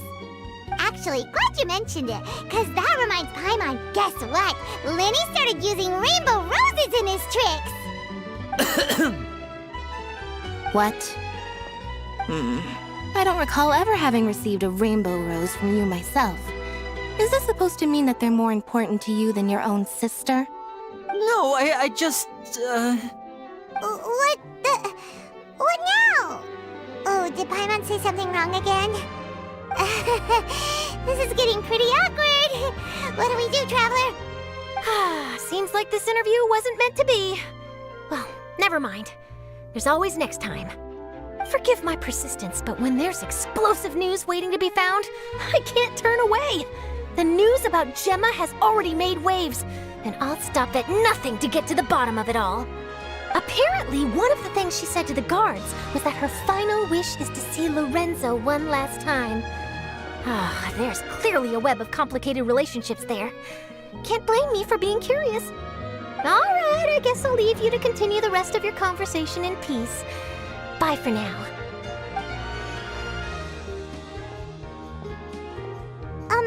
Lynette? Paimon didn't mean to... Don't worry, I wasn't angry. I was just trying to distract her. Oh, really? Oh, thank goodness. You scared Paimon there. Phew. You and me both, Paimon. You and me both. At least it did the job, right? Please, take good care of that rainbow rose. I'd be really upset if you lost it.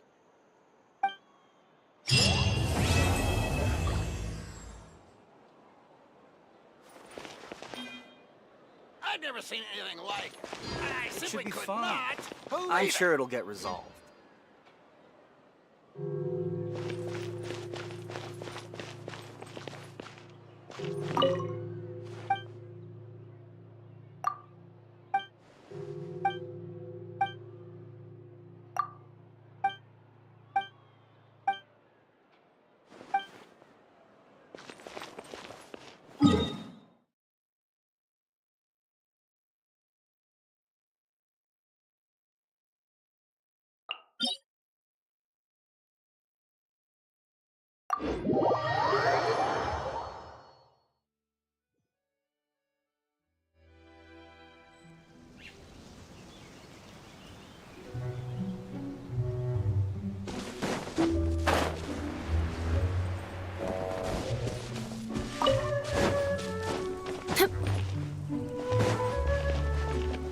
More speed.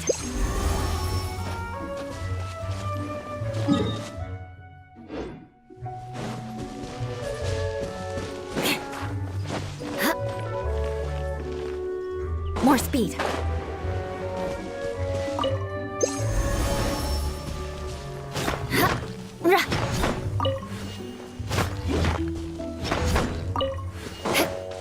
More speed.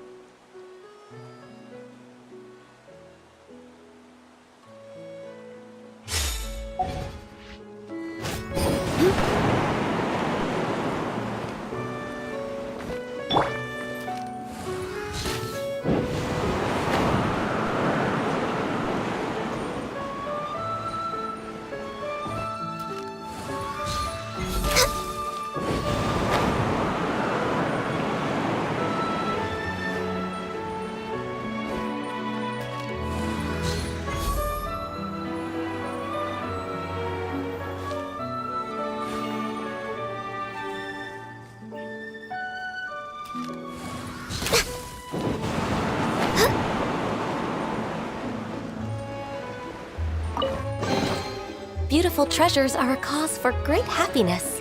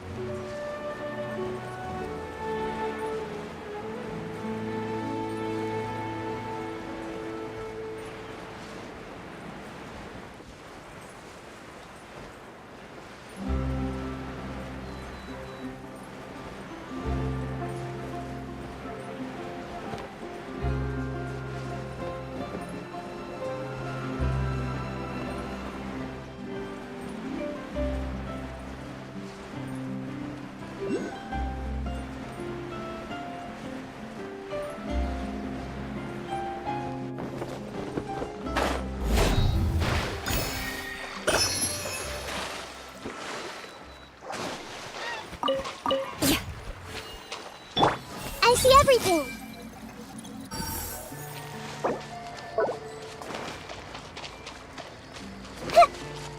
Everyone hold hands.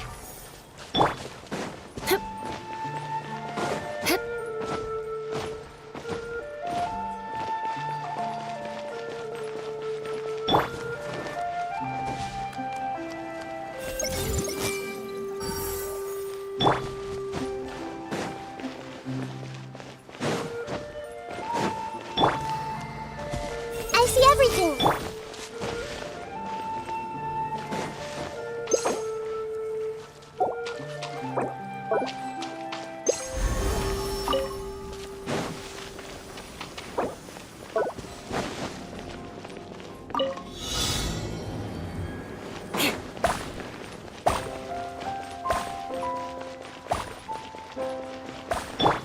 Hey!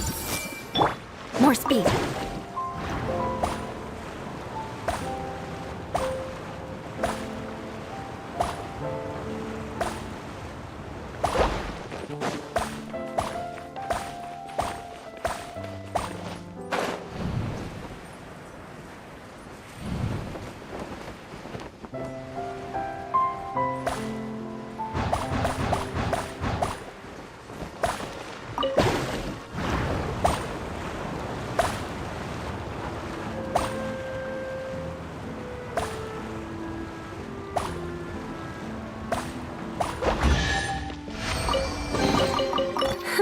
At least good luck doesn't discriminate by clan.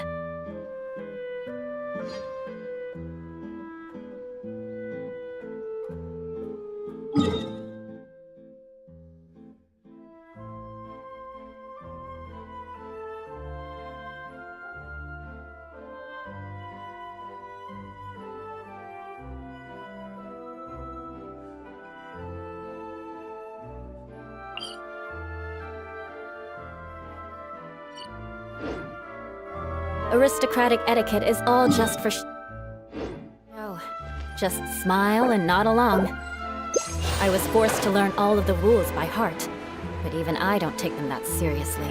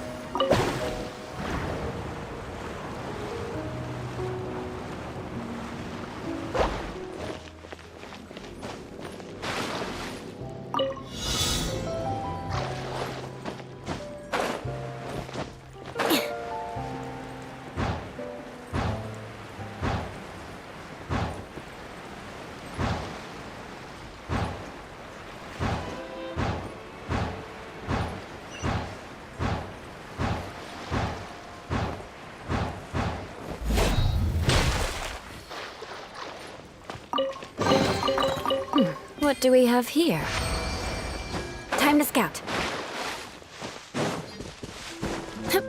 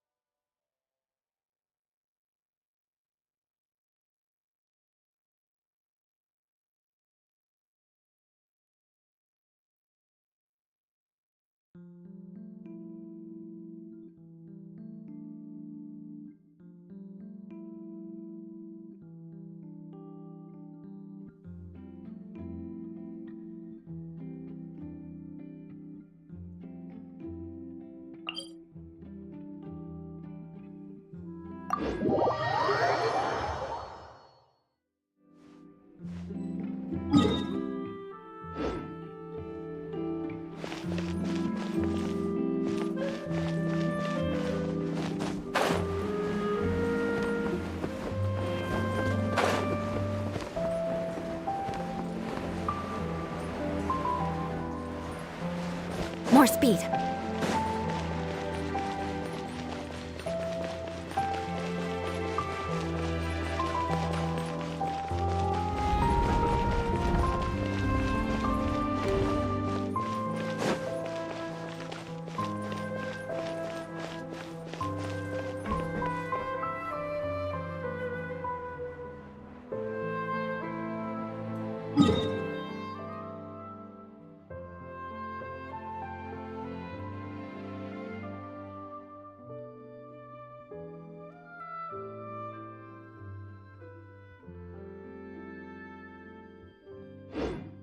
Knights and aristocrats share the same cultural heritage, but the knights had enough sense to do away with all the superfluous detail.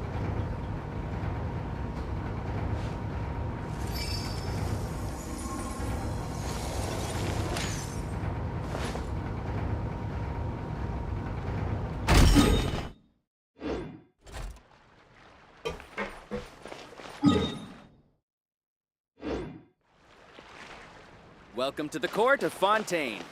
Please, watch your step.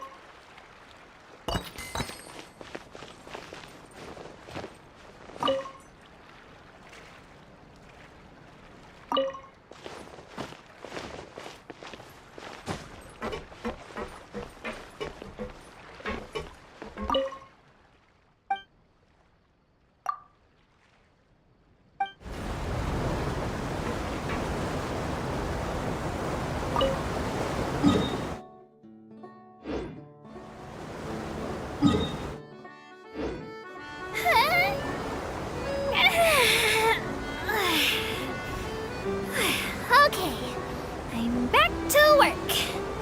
Please take your seats. It's time for our merry departure. This Aquabus tour is bound for Romaritime Station, and I'm your tour guide, Aval. I'm here to tell you all about the amazing scenery we'll pass by on the Clementine line. Even though I'm not an expert tour guide, when it comes to interesting stories and important places in Fontaine, I definitely know a thing or two. I hope that my commentary will give you a newfound appreciation for this nation, and that you'll be inspired to visit every corner of Fontaine, just like Elfin was.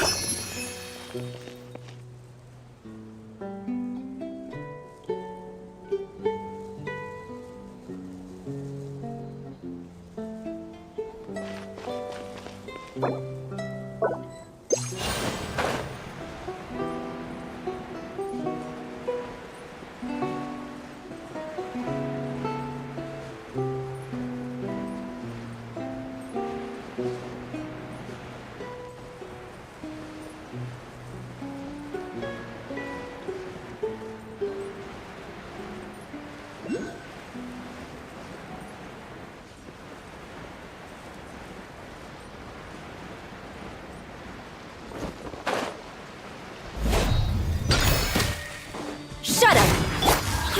Growl! Born of ice and frost, dissipate! Looking for a lightning? Terrified! Beg for mercy.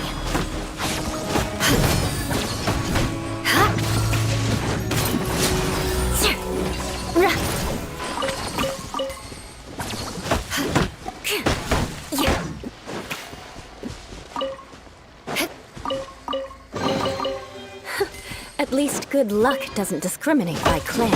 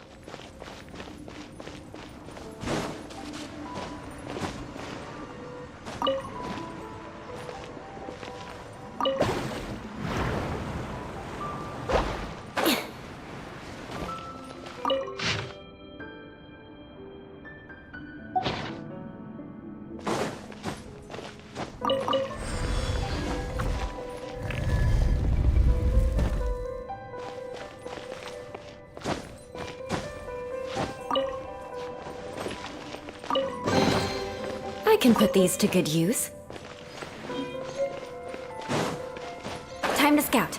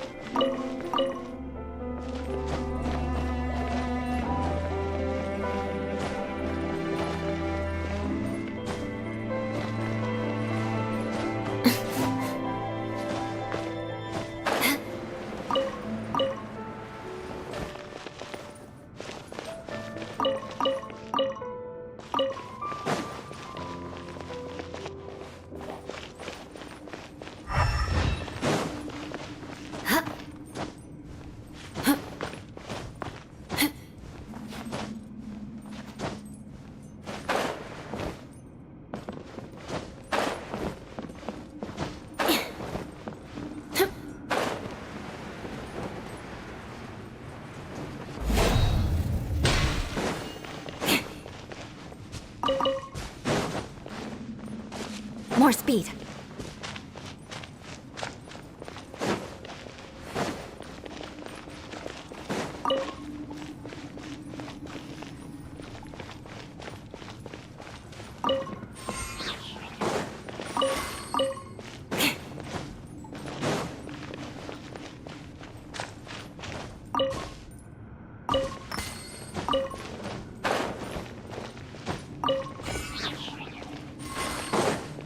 More speed.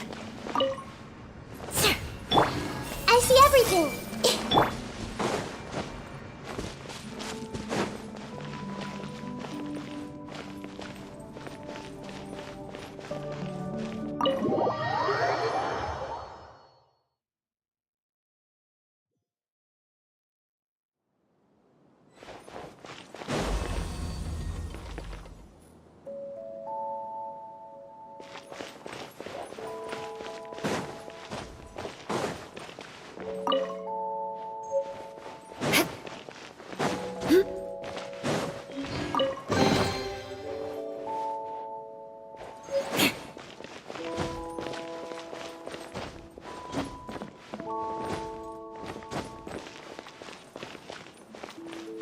Time to scout.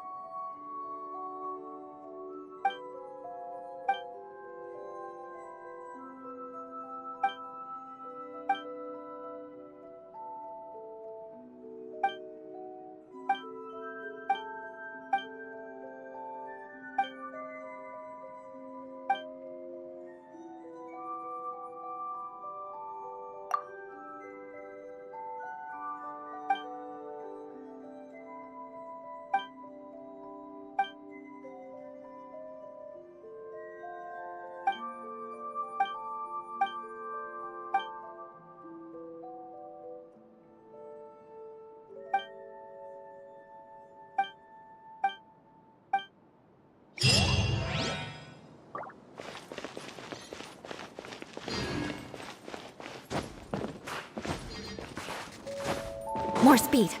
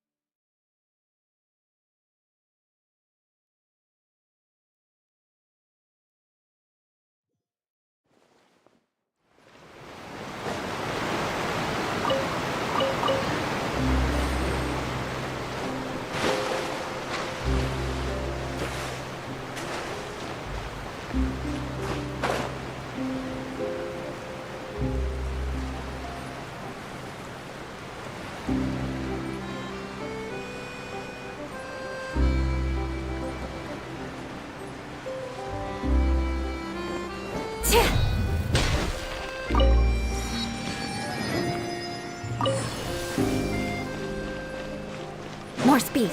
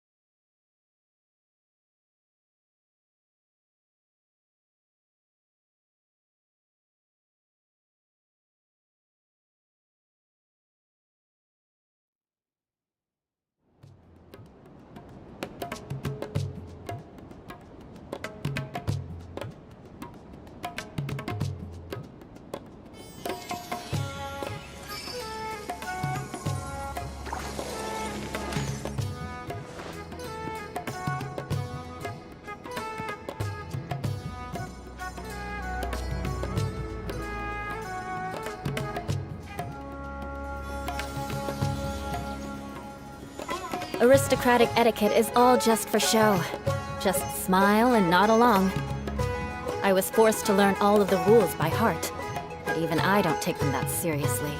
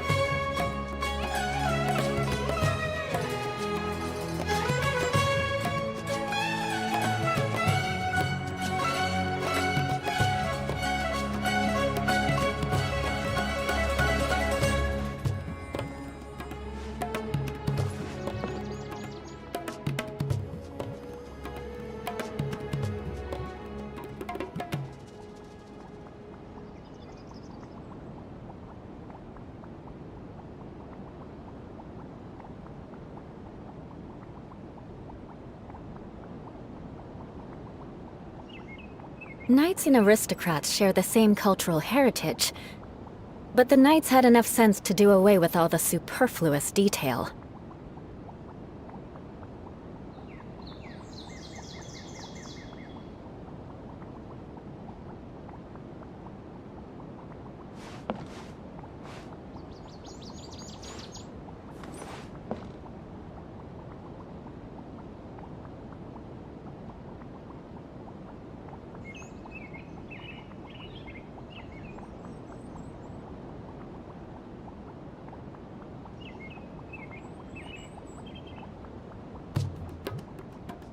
You want to learn some Favonia's blade work? Alright then, I'll teach you. Oh yes, I'll teach you alright. Mark my words.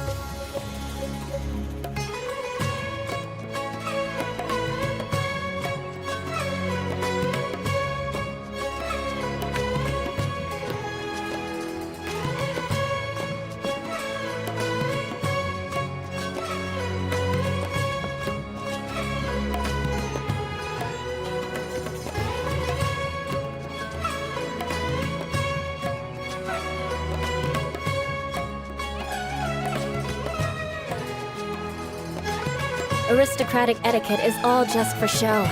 Just smile and nod along. I was forced to learn all of the rules by heart, but even I don't take them that seriously.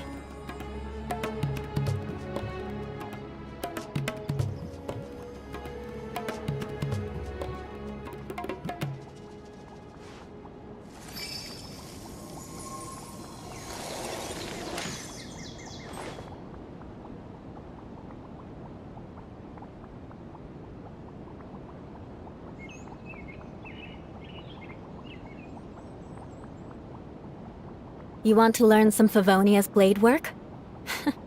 Alright then, I'll teach you. Oh yes, I'll teach you alright. Mark my words.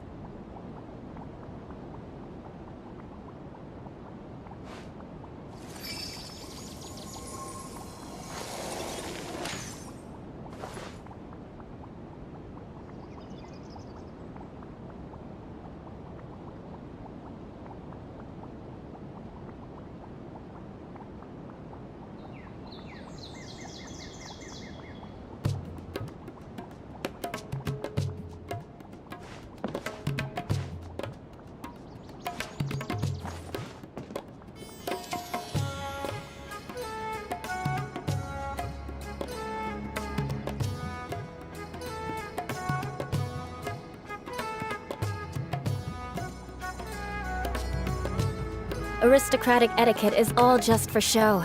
Just smile and nod along. I was forced to learn all of the rules by heart, but even I don't take them that seriously.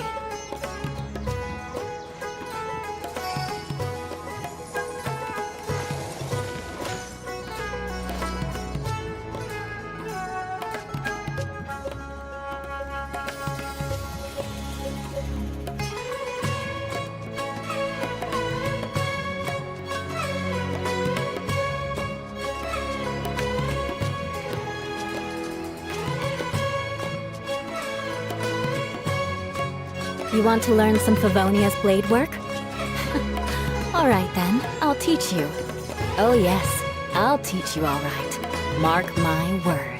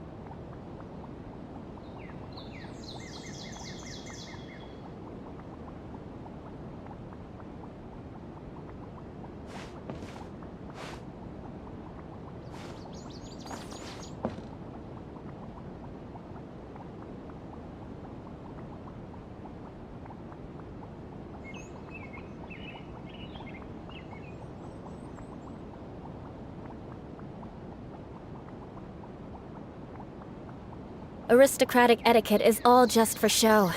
Just smile and nod along. I was forced to learn all of the rules by heart, but even I don't take them that seriously.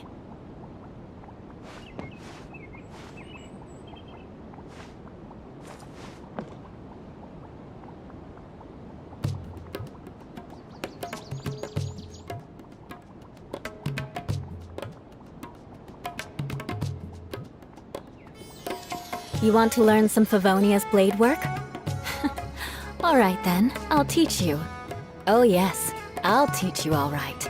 Mark my words.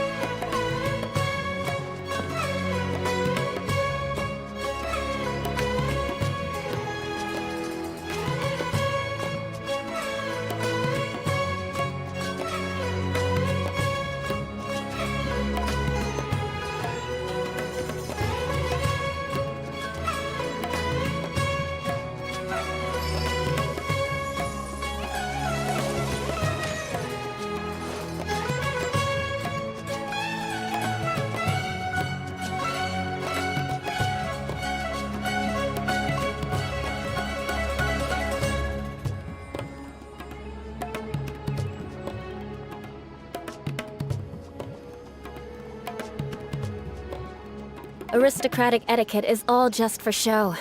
Just smile and nod along. I was forced to learn all of the rules by heart, but even I don't take them that seriously.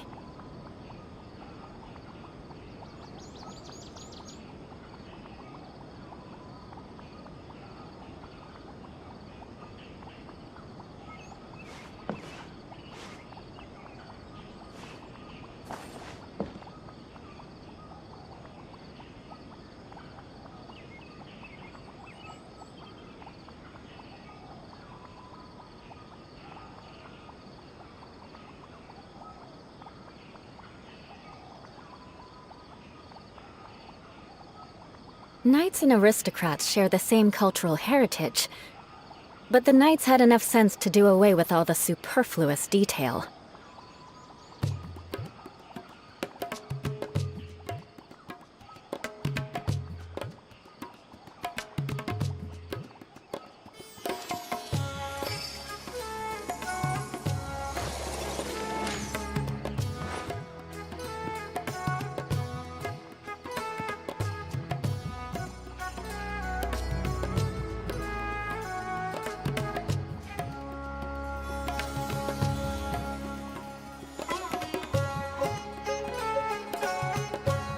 You want to learn some Favonia's blade work?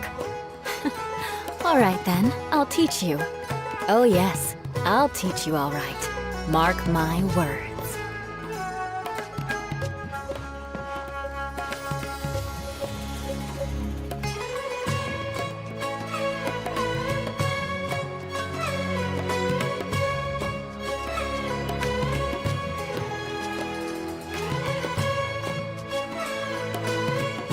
Knights and aristocrats share the same cultural heritage, but the knights had enough sense to do away with all the superfluous detail.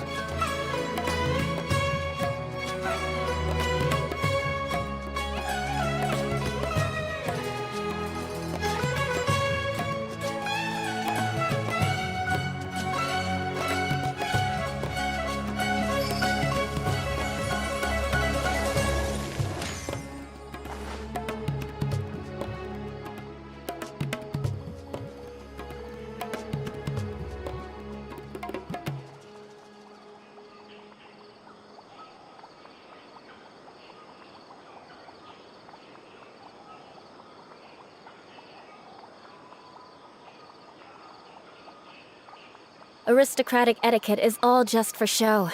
Just smile and nod along. I was forced to learn all of the rules by heart, but even I don't take them that seriously.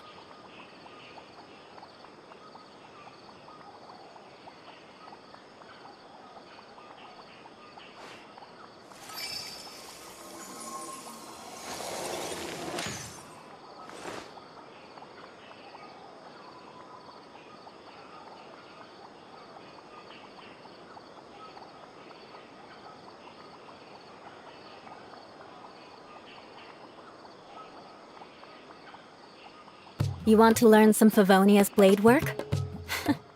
Alright then, I'll teach you. Oh yes, I'll teach you all right. Mark my words.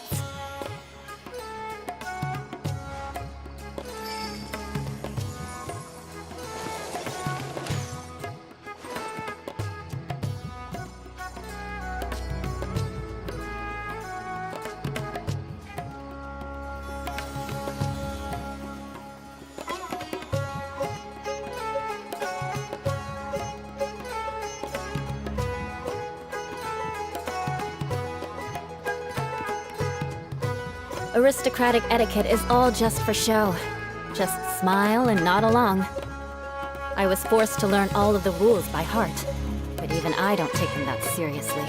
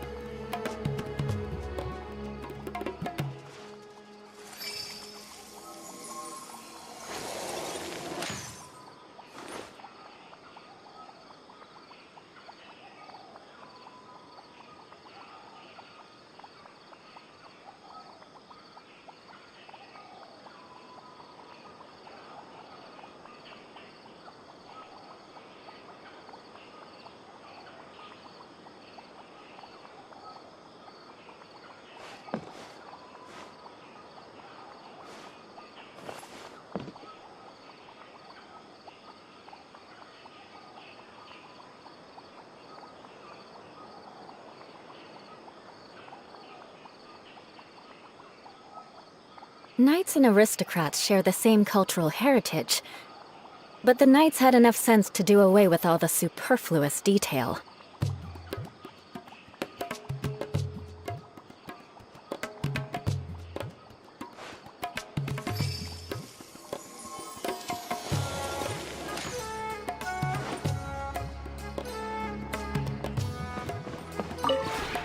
This realm is...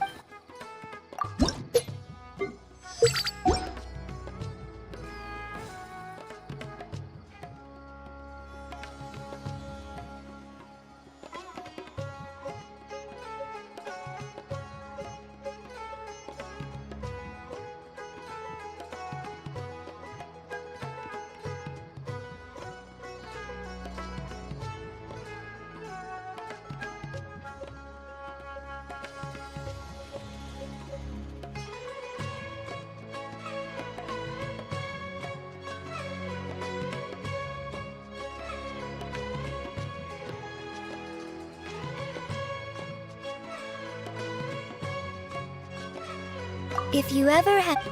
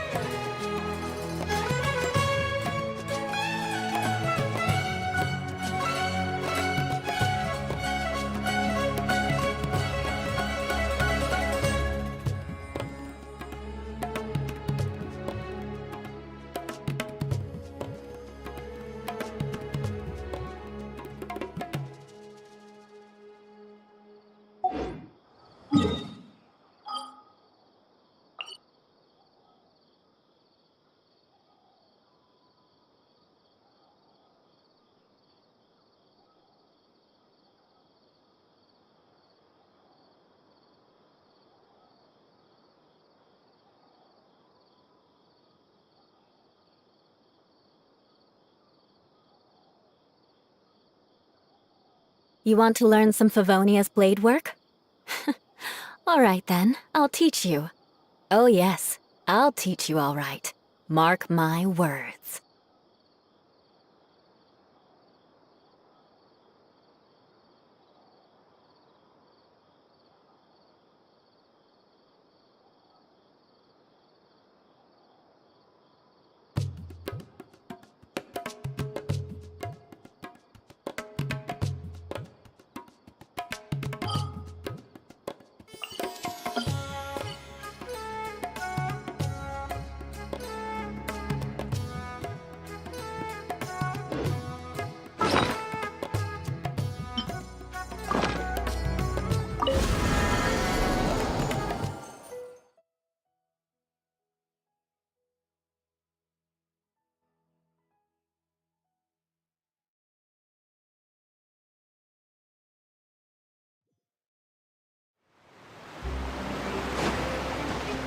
More speed.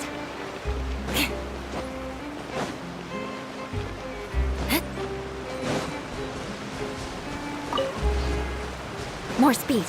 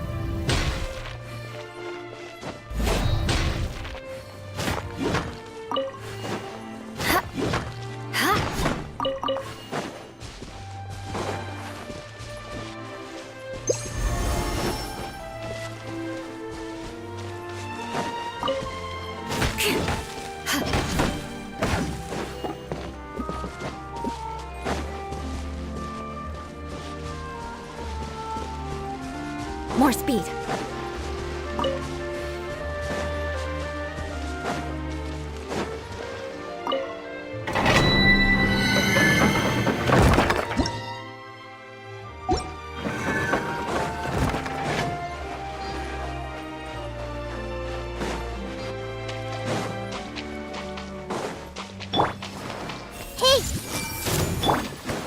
Crush! Our bond is strong!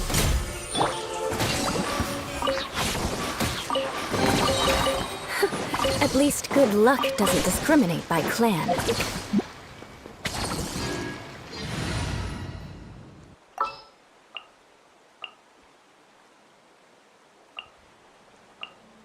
This world is full of unsolved mysteries.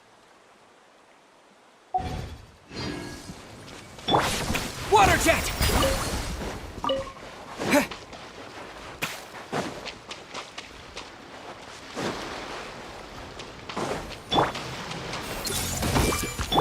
Shudder! Stand with me!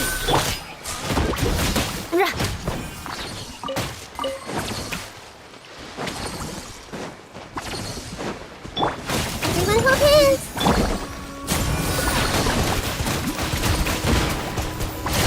Water jet!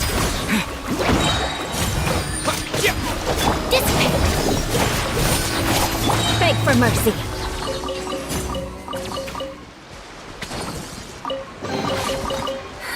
At least Good luck doesn't discriminate by clan.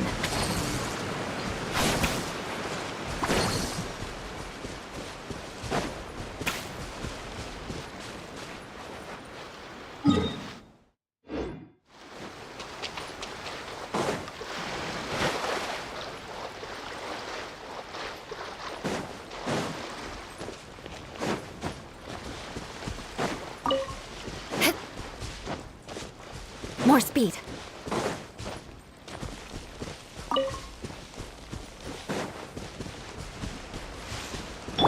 Hey!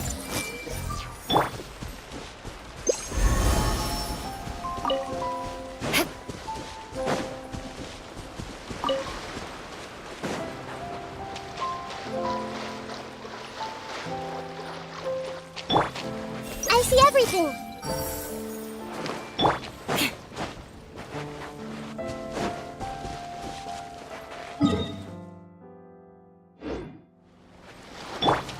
Everyone hold hands.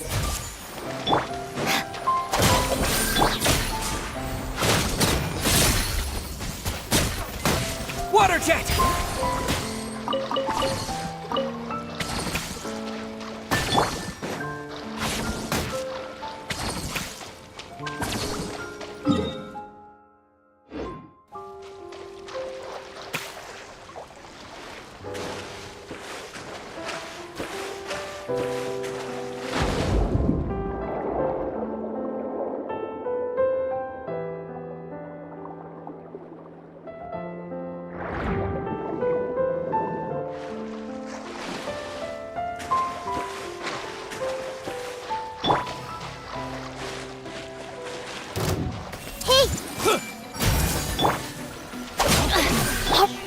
Hunter. Comes the hunting. That tingle? Bombs away! Committed to memory. Picked the wrong test subject. It's all yours.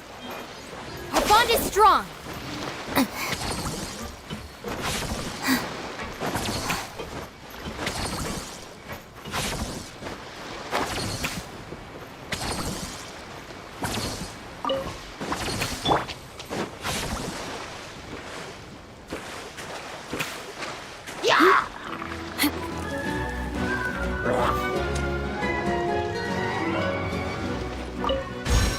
Shudder!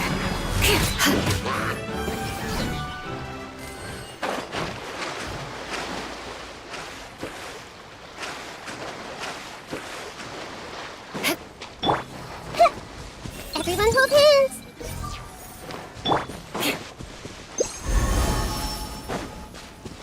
More speed.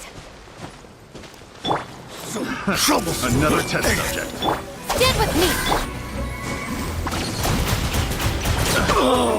Such a pain. Go! Comes the hunted. The wrong test subject.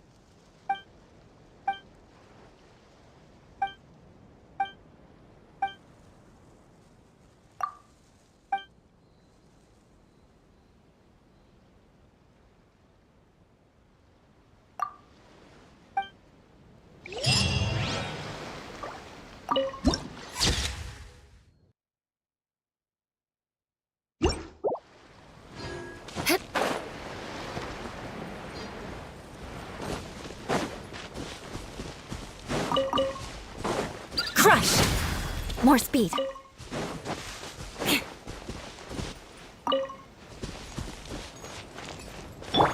I see everything. Our bond is strong. Out of my way! Just beg for mercy. Everyone hold hands. Crush!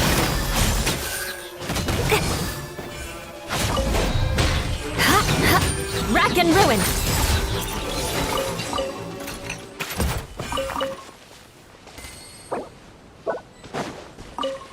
More speed.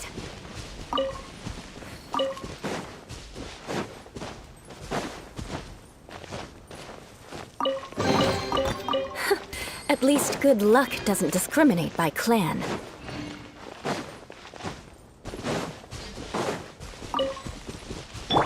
I see everything. More speed.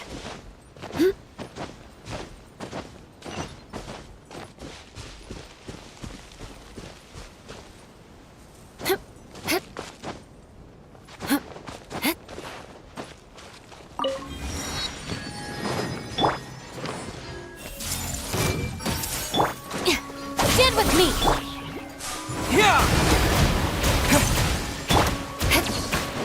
Beg for mercy. Everyone hold hands. Crush!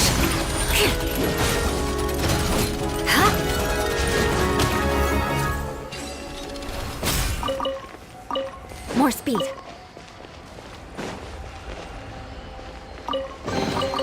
I can put these to good use.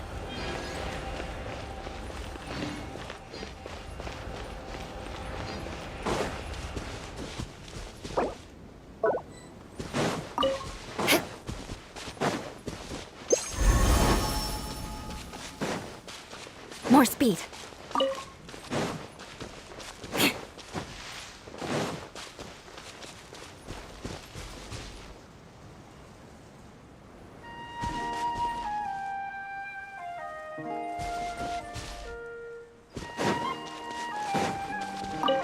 More speed.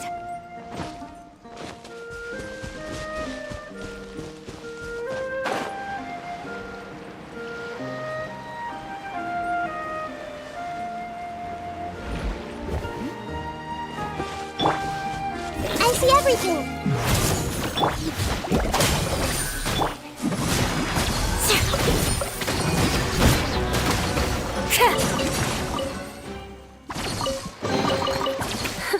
At least...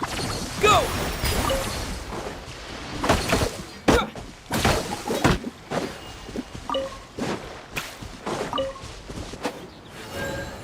Water jet!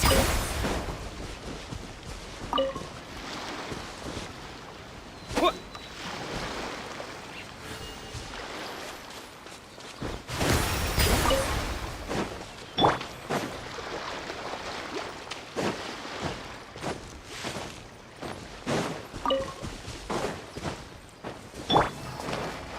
Everyone hold hands. This way! All settled in.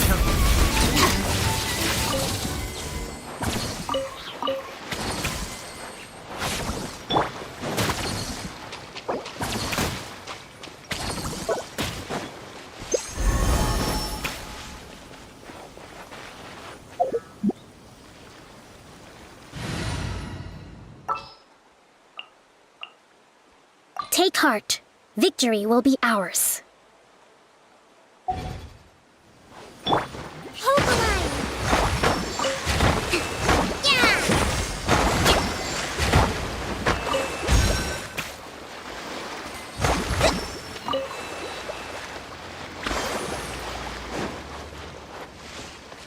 Let's move out.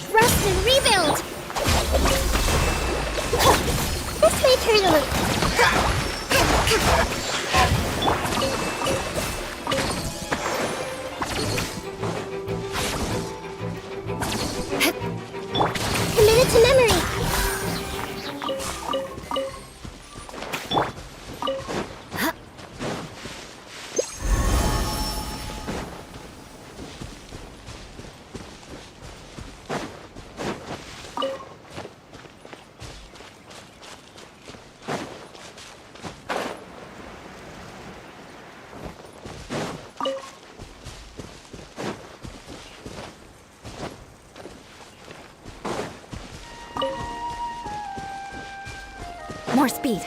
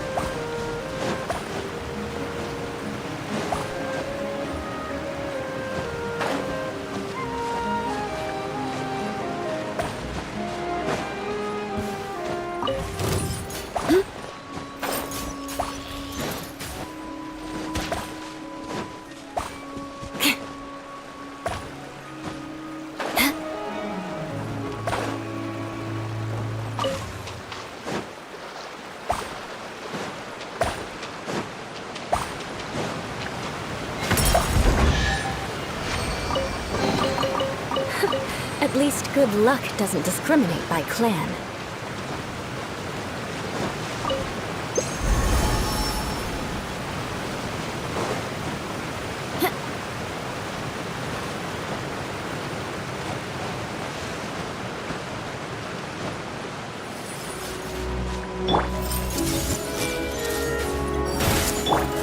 Stand with me!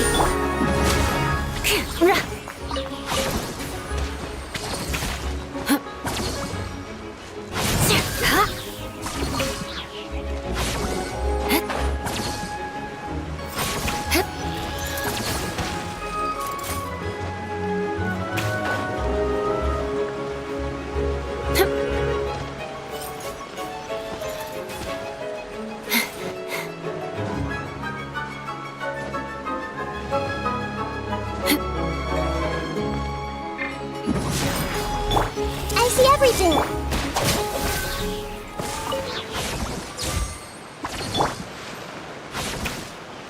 More speed.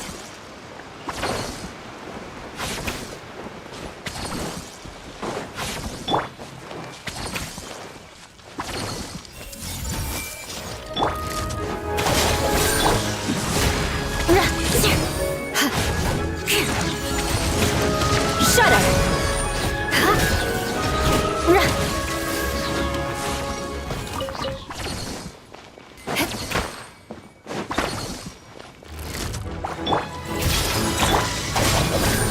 Allow me! Beg for mercy. Shudder!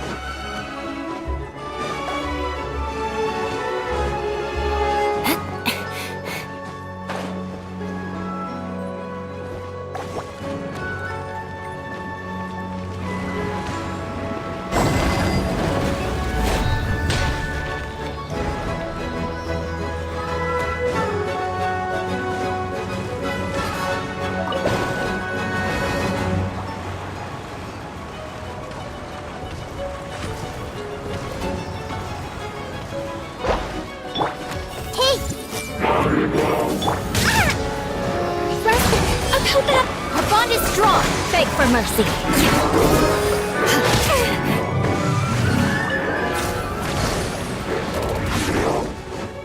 This may hurt a little bit. Taurus, bring her up here!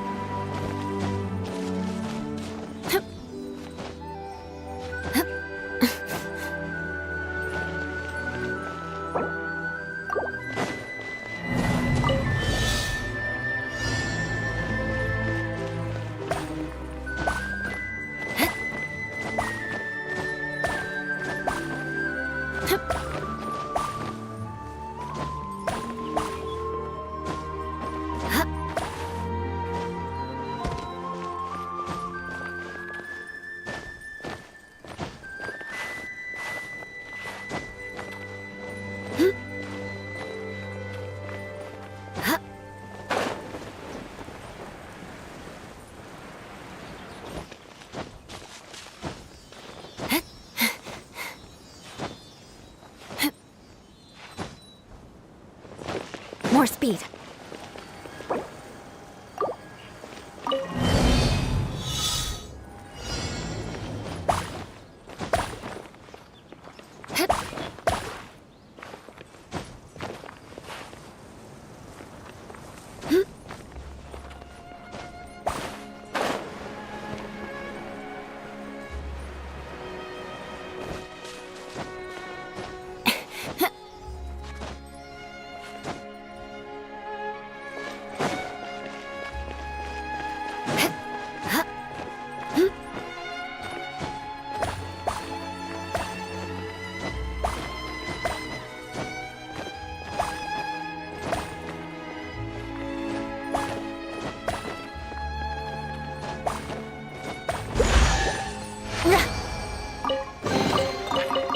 What do we have here?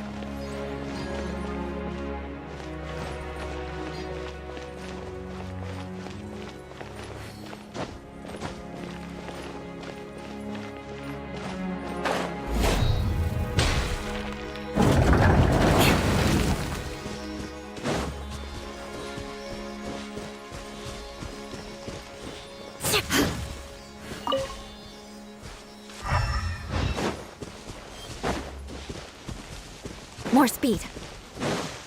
I see everything. Dissipate. Allow me. Shudder. Huh? Yeah.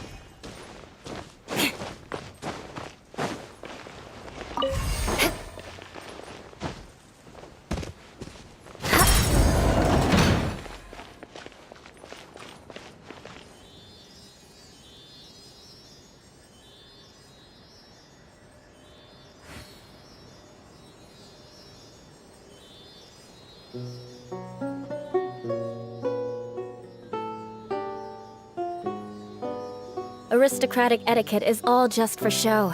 Just smile and nod along.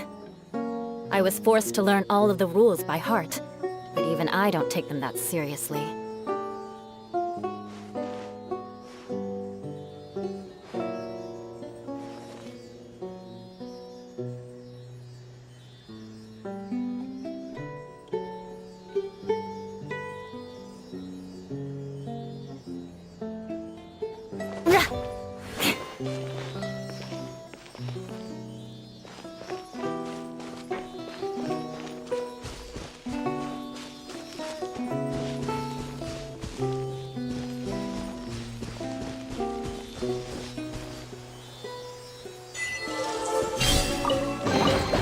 I can put these to good use.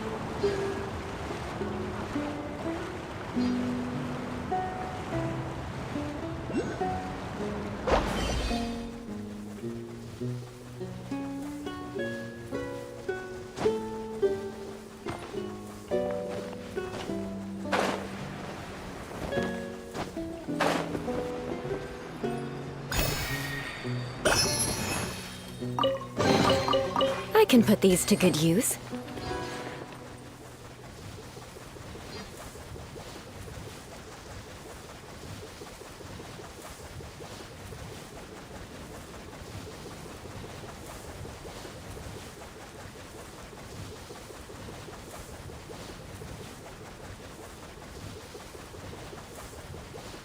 Knights and aristocrats share the same cultural heritage, but the knights had enough sense to do away with all the superfluous detail.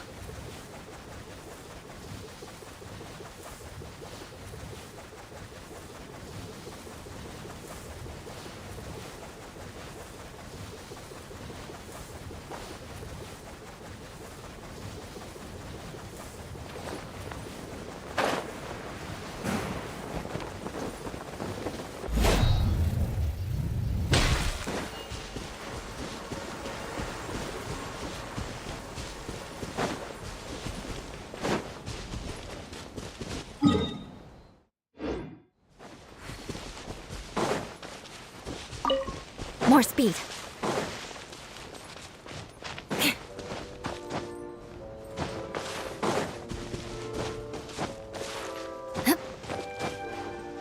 More speed.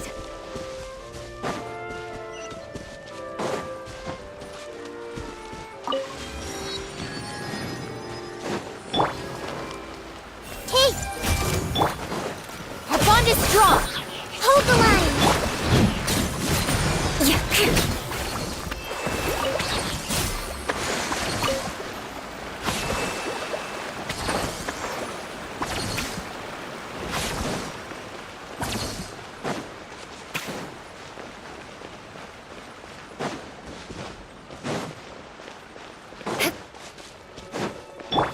I see everything! Rest and rebuild! Stand with me! Beg for mercy.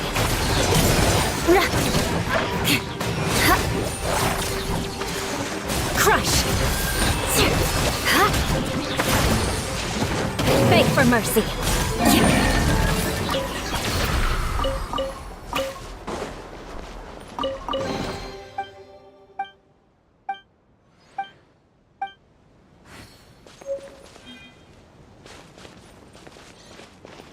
More speed.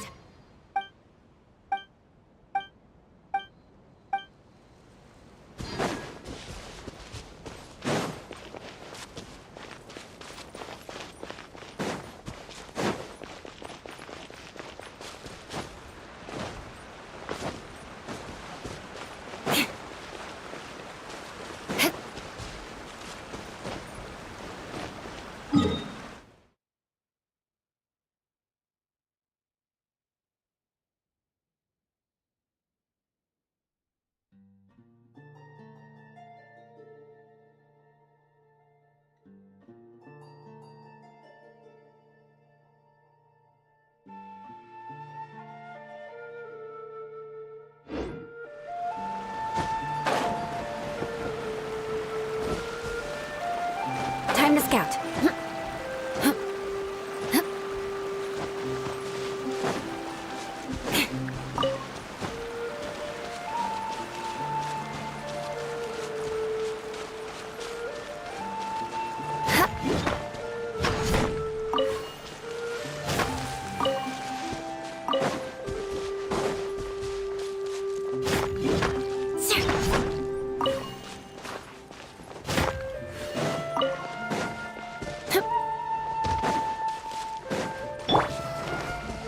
Hey! Hold the line! Our bond is strong! Crush! More speed.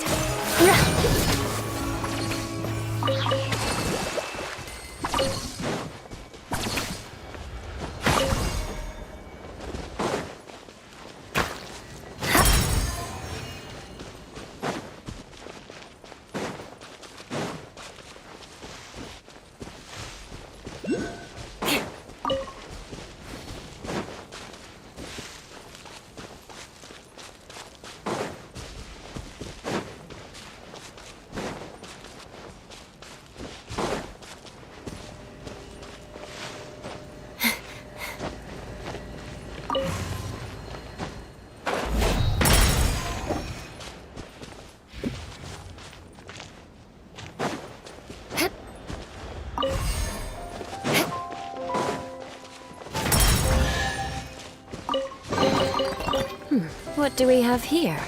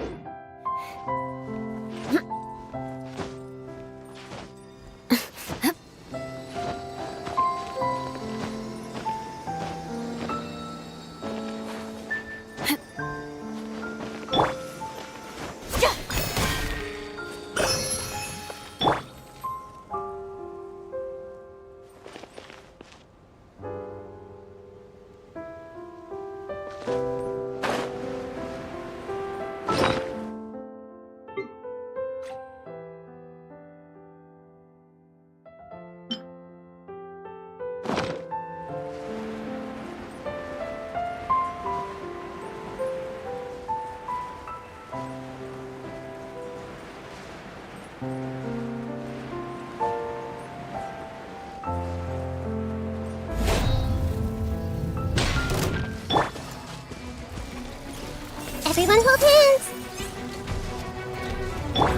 Rest and rebuild! Dissipate! My name's terrifying! Looking for a fight?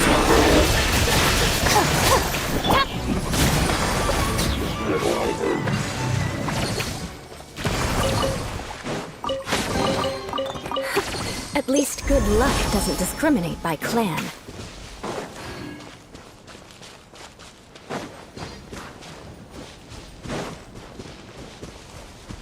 More speed.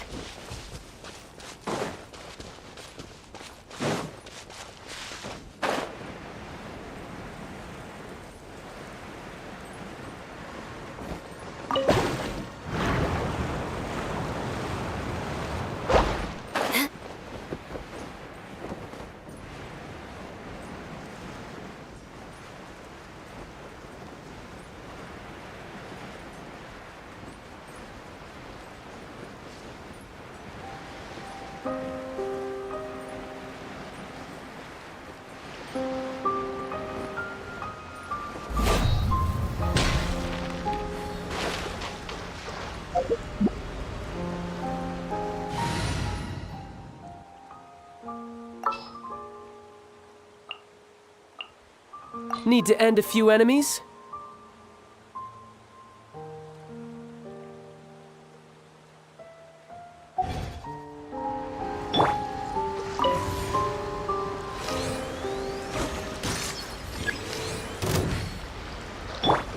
Shudder! Hey! Beg for mercy.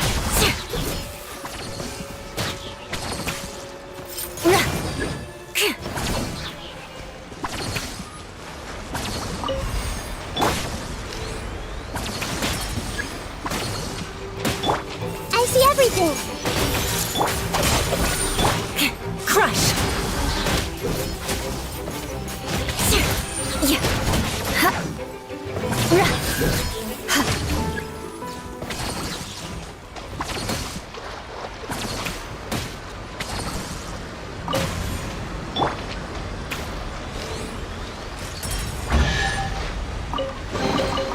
Now I just need to get my hands on the rest.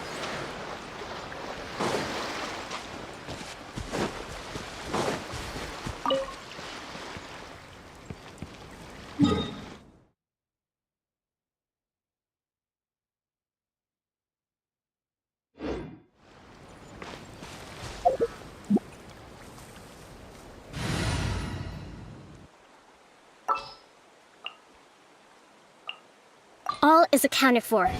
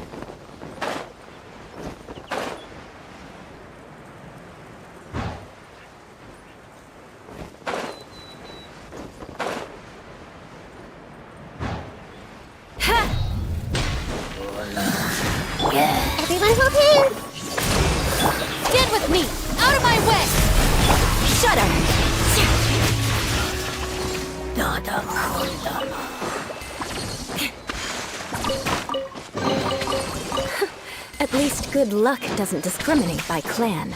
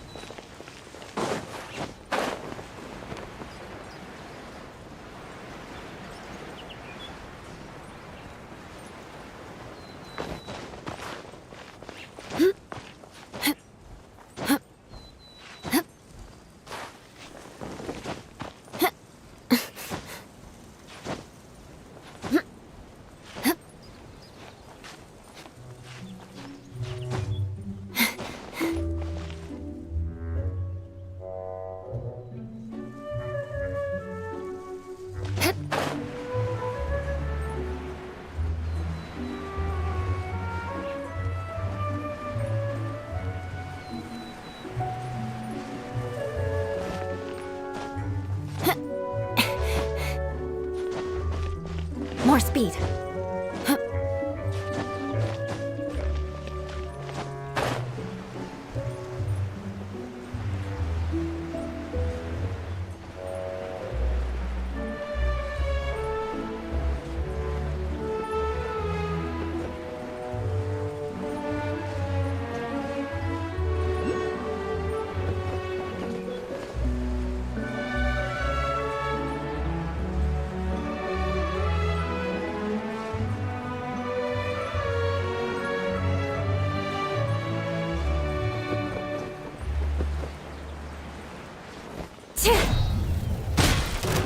Another Hey! test subject. Hold the line! Crush! Freeze to the core! I condemn you! Rah! Test subject.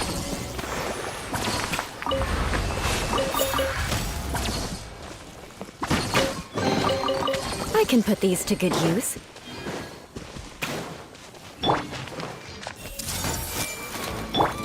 Get with me! Shudder!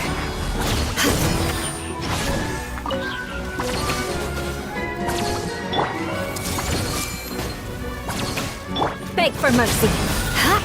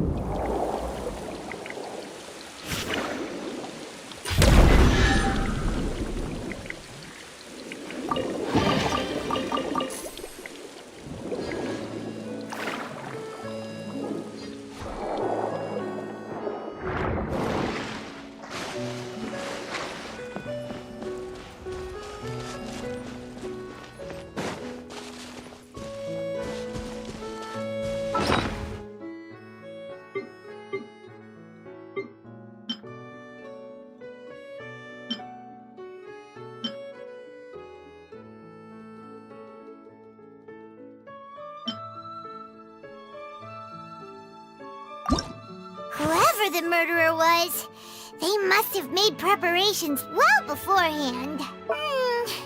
This flower vase is probably a prop for... Paimon doesn't get this at all. Why would it be him? Well, and that there was no... Who would have imagined that people could really turn into water? Paimon can't tell how deep this pool is. Paimon's gonna give it an ugly nickname like... Bad Water!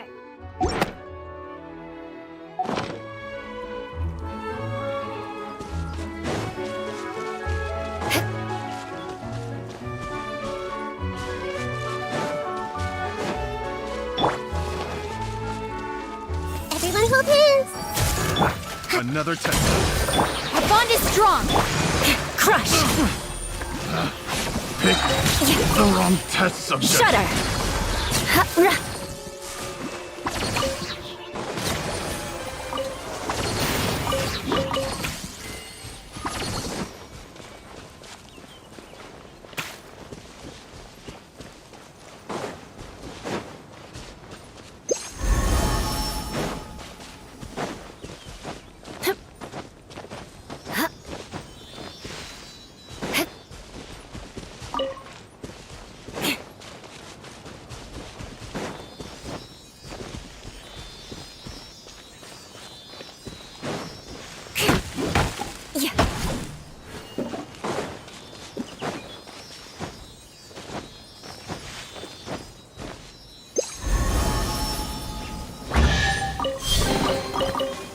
What do we have here?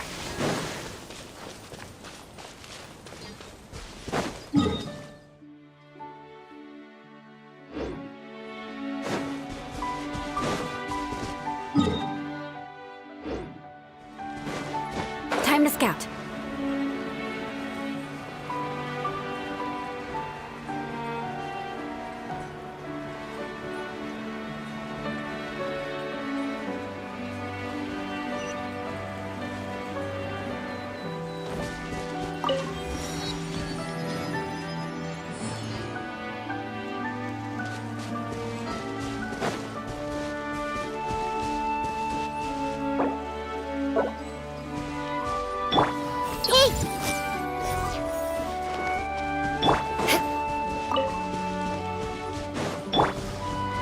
Everyone hold hands.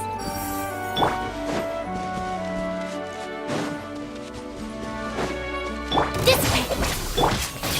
Yes, allow me.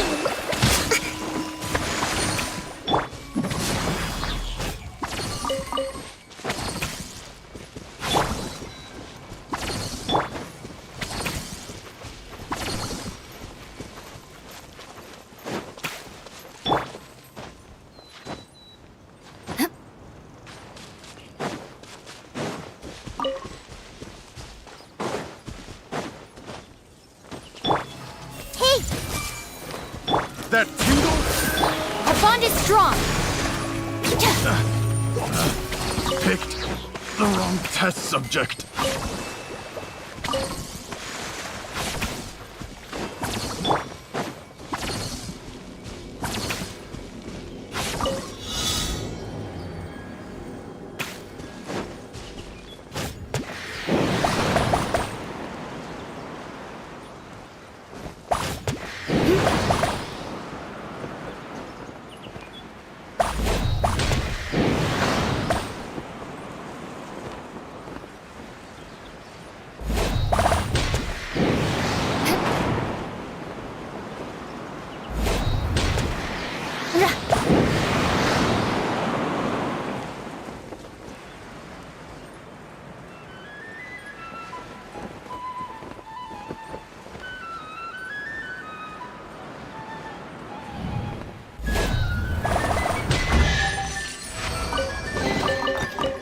What do we have here?